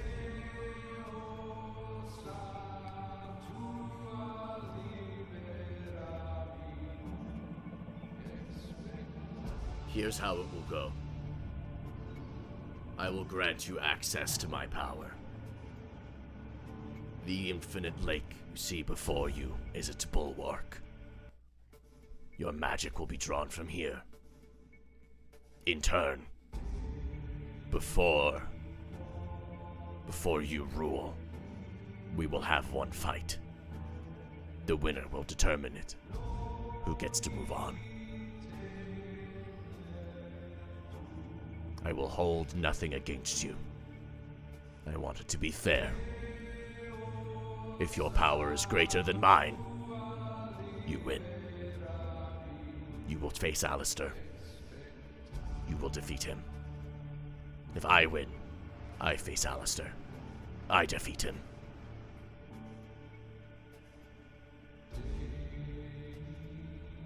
Fair? Fair. Sounds fair.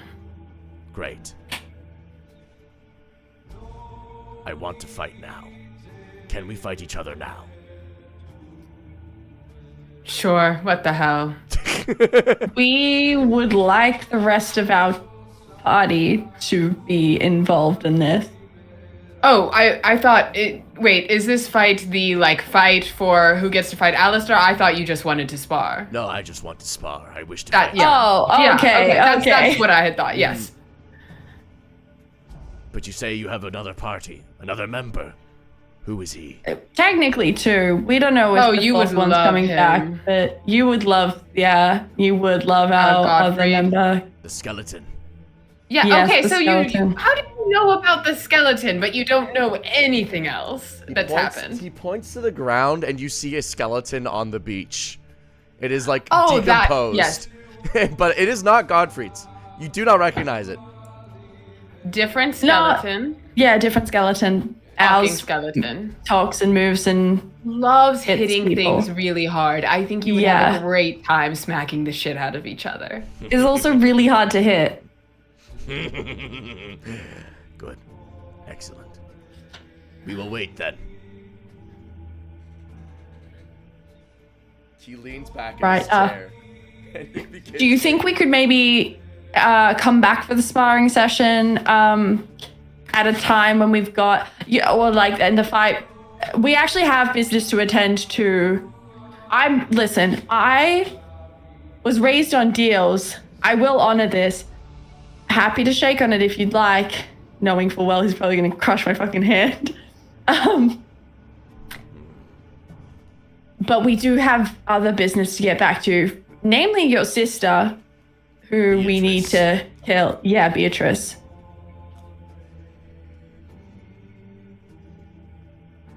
She came here briefly, dropped something off. What? He pulls up an orb, stark white.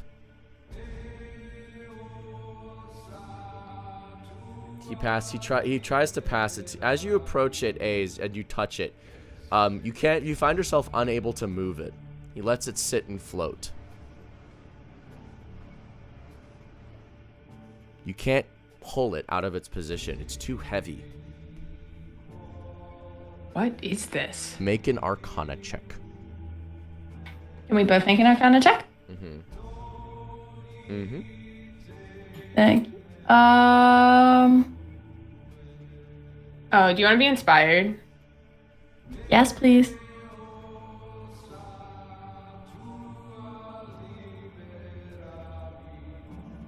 What do I get with inspiration in this case? D12. Thank you. 42. Yeah, I don't have anywhere near that, so. I've got a 19. But I can get that inspiration back, so it's on me now. So thank you.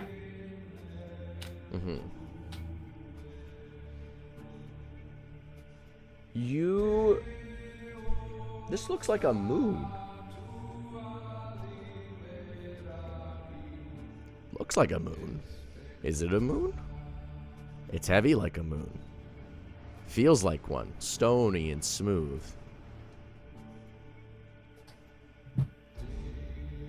Eternigax looks at you. What do you make of this object?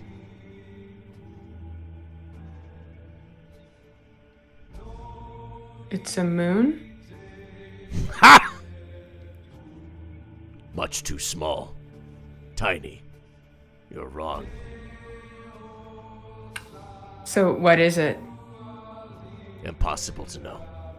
Okay. Well, moons can be tiny. Just so you know. Can I cast Identify? Yes. I do that. This is... You cast Identify. And the first thing that you get back is... you cast it on it, it bounces off of the object and right back into your head, and you get an identification of who you are. First thing you notice.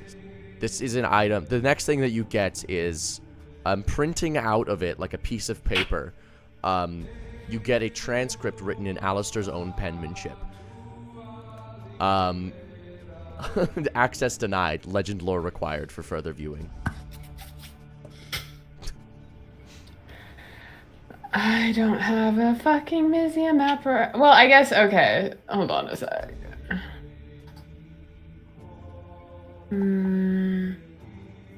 Yeah, this... I don't have a fucking museum apparatus, so... Do you have one, VR? Mm-mm. Okay.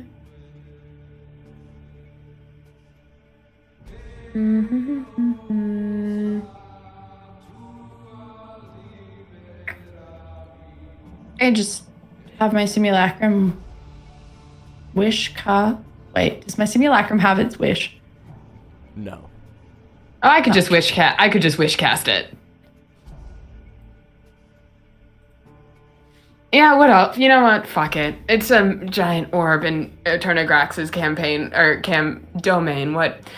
I'll wish cast Legend Lore with my regular 9th level spell slot. Alright. You cast it on this object. And you see the following scene play out in front of you. You watch as you see the city of Fishhook. You see people looking up to the sky. You see people standing in a circle, worshiping, praising. You see an entity that you've recognized as the Mouth, speaking, preaching. You see yourself slaying the creature below the streets as it endlessly bleeds out below.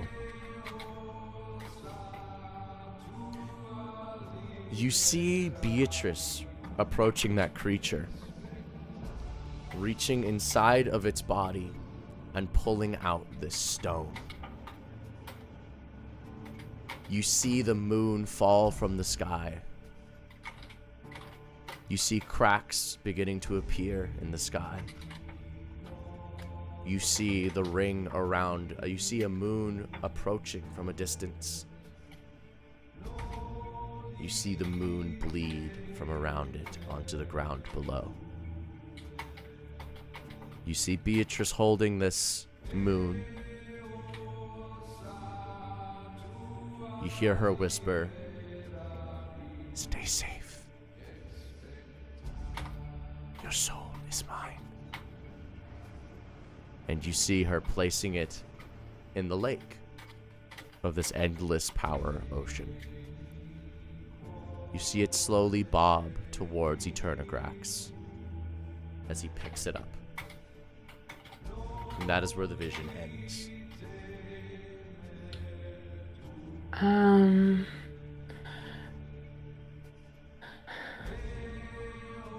Okay, so interesting. I'm gonna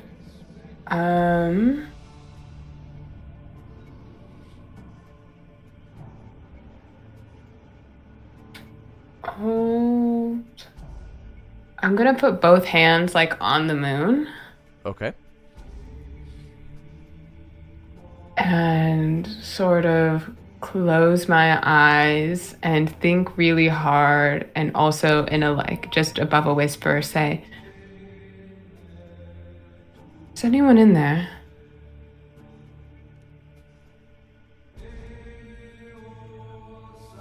Ace. Help. Help me.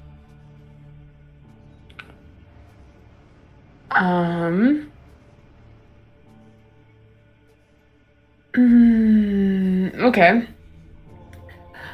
I tell VR something needs help.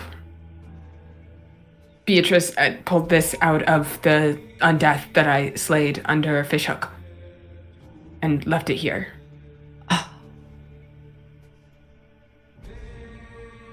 Do you think we can return it? It's to what? To the body? Isn't the body dead? Isn't the body gone? Body is I thought it missing. was still there. I thought it... The body it's is missing. the body is missing. What is still there though is the hunter, Wilbur. We never went to see. Yep. Does this sound like him speaking? No, it is something that you do not quite immediately recognize, and it's too faint to really understand. Does it? Okay, my Well, thought mine is is that it's undeath. Same. It's the face spirit of undeath, but it's like the part that is got Yeah, fucked because up. it was. Let's see. There was like the spirit, the soul, and the body, right? Mm-hmm. Because part of it went to Godfried, and then he had that whole thing, and the body is missing, right? Am I making that up? Nope. Okay. Oh, good memory. No, you're following this actually. I'm a little impressed. Yeah, not a given from me. I try, but I mean, okay. Are you in here? Are you trapped? I don't know. I feel you near. I know you. Take me away from here. Okay, pretty heavy, but we'll see what I can do. Could you put him in a time-space bubble? I've kind of used up a lot of really strong magic, but I can try. Okay. Yeah, What sure. does having access to the well of power's power Can ask do in that sense? Yeah, okay. Power. Eternagrax. You said we could have access to your power. Yes. What does that entail, practically speaking? Yes. He reaches into the lake, into the endless ocean lake before you. And he holds up a handful of this water. You realize that the water itself is patterned and starlight. Drink. All right. He pours I'm not it gonna drink straight from your hand, bruh. He grows in size and he pours out an overflowing amount into your hand. Love optical illusions. Slurp, slurp. You drink it. Make a Constitution saving throw. Easy.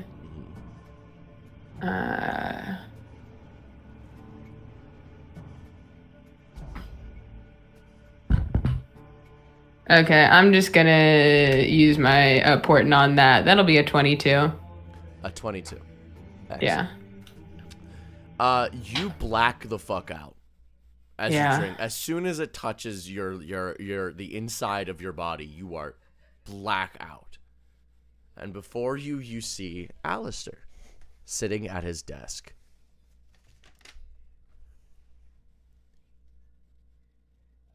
So this is it.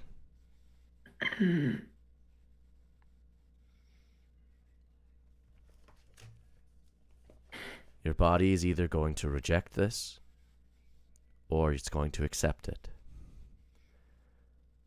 But from here on out, I'm not watching over you. You're effectively your own section of the Pantheon. You'll be tied no longer and bound by contract, but by might, by power. I am quite literally powerless to stop this. All I can do is let it pass.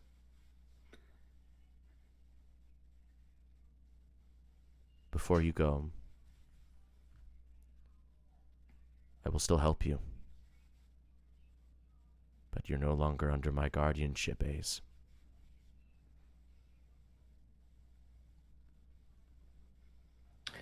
I am going to break protocol, and I'm going to give Alistair a big hug.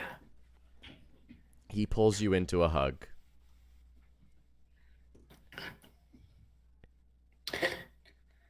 You were an excellent employer. You were an outstanding employee. I know. Please be safe. I don't know what this is going to do for me and Viari.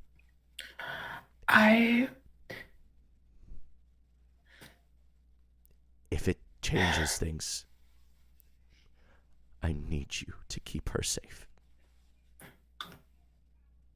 With everything that I am. And I need you to tell her something that I have never been allowed to tell her. Tell her that I love her so very much. And tell her that I'm proud of her and that she's done everything I could have hoped for.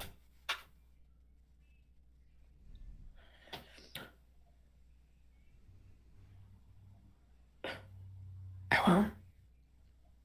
Thank you, Ace. Good luck. And with that, you are shot back onto this island. You feel a deep loss. Like you've just been cut from a bungee cord and are now free falling. But you find yourself able to control it. Eternagrax has the cup of water in his hands, and he turns to Viari. Viari? Yeah? Okay.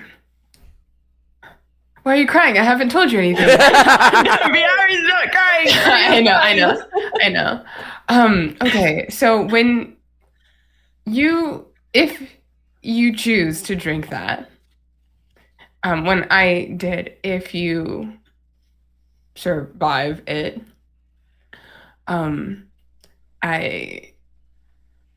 I was in Alistair's office, and it's cut me off from the contract. Oh.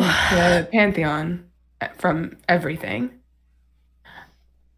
And So it's like time. Yeah. So you don't have to now if you don't want to. We are going to come back and we are going to fight at Turnagrax again, as discussed, and possibly a spar in between now and then. And I can I can figure it out before then. Because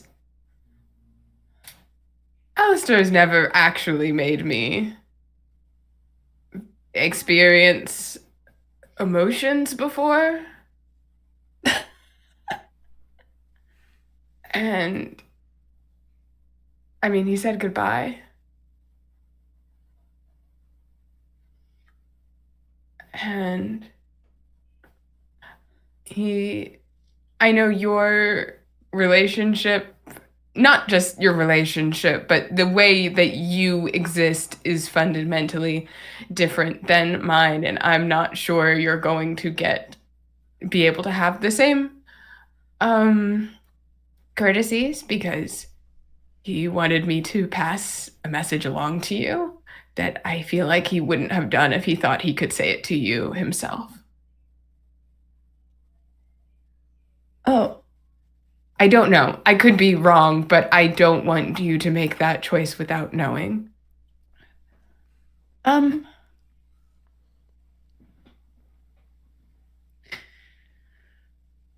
I thank you. Well, this was always the plan though, right? You don't have to do it right this second, Viari. We can figure something out for the time being. Figure what out though? We're going up against Beatrice in who knows how long, and then I mean we're here. The whole plan was to get to Eternagrax and get the power so that we could do a complete rewrite, and then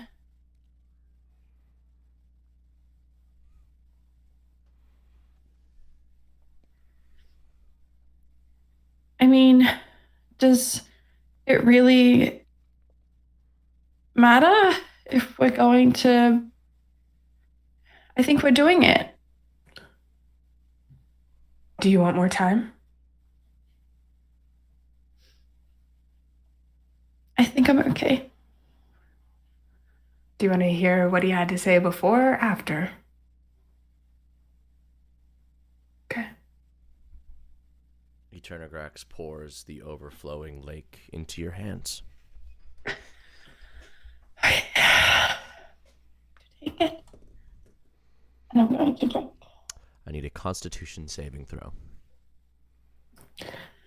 You can have inspiration. Oh, I had inspiration for that. Thank you. Since I don't know the result yet, can I add a 12 to that 22? Yeah.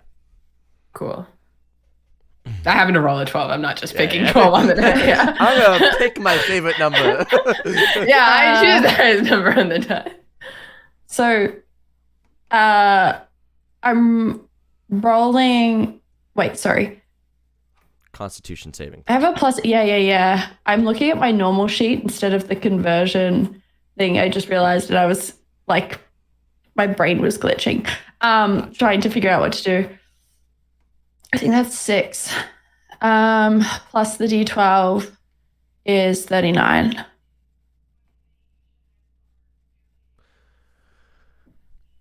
You drink it, you go black. Everything is dark. You find yourself standing in a completely dark room. Across from you is Alistair at his desk. Hi, Viari. This is a pre-recorded message. I would never be able to say this to you in person, as it is not allowed. I have hopefully been able to reach out to someone else to deliver what I really want to say to you. But if you are seeing this, I have either been killed by Beatrice, made a bad deal in Las Vegas, or you have decided to leave the contract somehow. I want you to know that I understand either way, unless it was the Las Vegas thing, in which case I'm very sorry and I need your help.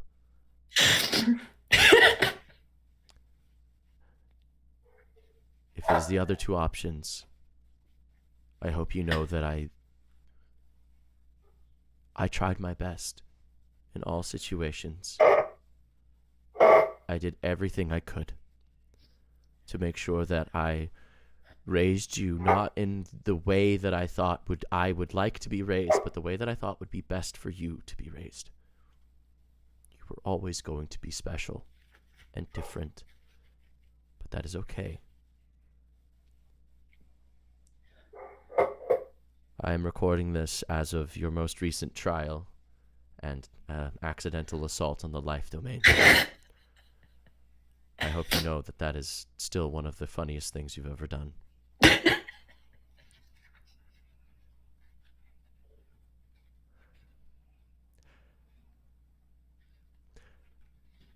whatever your choice has been, thank you for the time that I've gotten to know you.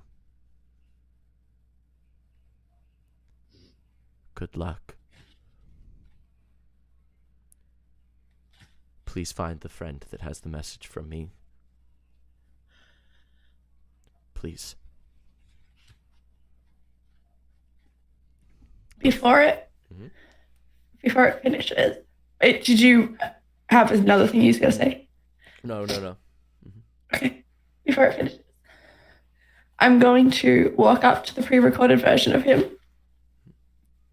and I'm going to whisper, "I'm gonna bring you back, okay?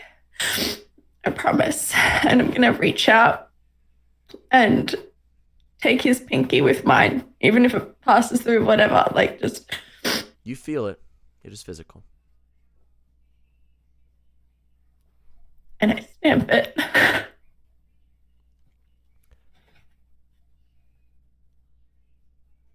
At the end of that, a piece of paper appears before you, and it signs automatically.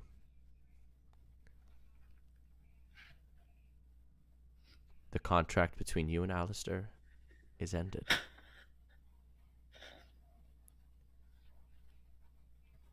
And he fades away. You find yourself back on the island. On your back, as you lost consciousness. But you're awake.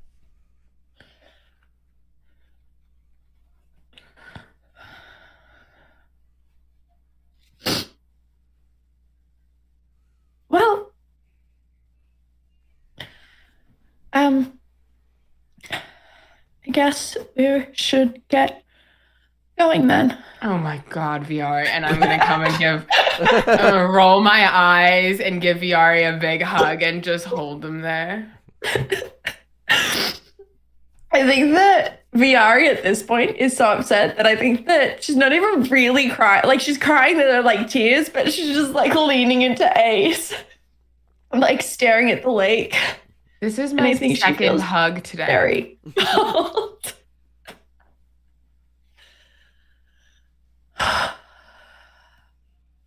We're gonna bring him back, okay? Oh, also, by the way, Alistair says that he loves you, he's proud of you, and you've done more than he ever could have hoped for. So, there's that. Thanks. It's a bit unprofessional from a boss. I'm just gonna push Ace. What? It's fine. You basically said I was the best employee, so.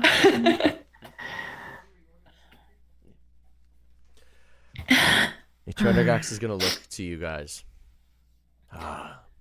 Weeping. Good. It worked.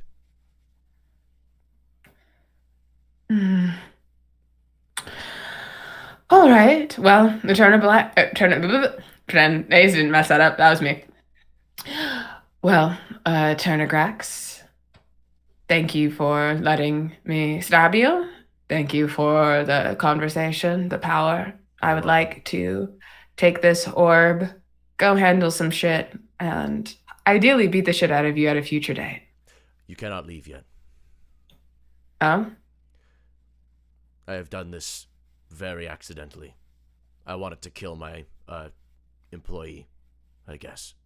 I was trying to rip him in half, but I ripped space-time in half. That weird man with the long hair and the two swords. Oh, G-Man? Mm-hmm. Yeah, okay. His name was Carlisle. Gross. Carlisle? Yes. Like the colon? Like the vampire? Yeah. Literally? I have no idea what you're talking about. But yeah, okay, are you, like... Would you like something up here to keep you company beside that skeleton in the sand? Can I? Okay, I realize that this is not how the spell works, but for comedic effect, can Viari reach into their necklace, pull out a copy of the entire Twilight series and then hand it to him. He grabs it and he puts it down in the sand and he sits on it. Thank you for the seat. No, Yeah, we I am should have fine. You should read that. Okay. I don't think he s- reads. I seek what you have just entered in by partaking in the lake. You now hold within you a copy of it. The lake is infinite. The lake is vast. And you now hold within you its entirety. We work very differently than contract gods. We are gods of power now. You have agency to shape the world around you, and I encourage it thoroughly. Well, let me know if you cause any more tears. I'm happy to fix those too. And I'm just gonna, best way in is through, and I'm gonna figure out how to use this new power by trying to fix space-time all at once. As you do that, you find your domain actually appears as an island as you attempt to channel your power. And it pops up within spitting distance of this one.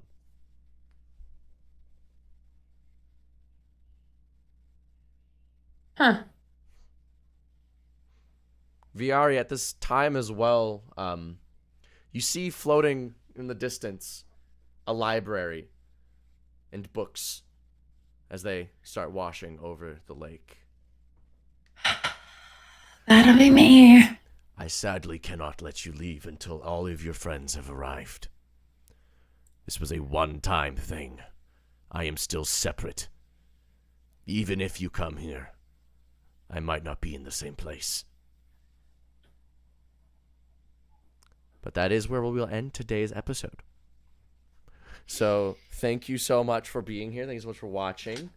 This has been PP Game episode 87. Cheekily named Tournament of Power. Hee hee. I'm Offbeat Outlaw, the Game Master. I'm going to shill my Twitch streams. Although I know that most of you watched that already. So I'm gonna shill this. Bye before the tavern. Amelia. Hi. Oh. I'm Amelia, world-renowned author of Before the Tavern. Let's see. You can still find me most places at Amelia Som. I'm talking about Severance on TikTok. Not giving analysis, just mostly yelling at my phone. Yeah, you should buy my book or get your library to buy my book if you don't want to pay for it. So, yeah. Brooklyn. Hell yeah. My name is Brooklyn. I don't have anything to shill, but you should buy Amelia's book. You already heard how amazing so many of the characters are in the earlier spiels and reveals part at the beginning. So, obviously, I just feel like we probably covered like max 10, and there are like a bajillion in there. It's just like, it would be like really awkward if you didn't learn the rest of them. Yeah. That'd actually be kind of embarrassing of you. So like, I don't know. I would, if I were you, go and buy Amelia's book. Yeah. But that is all for today. So thank you so much for watching. I hope you guys had enjoyed.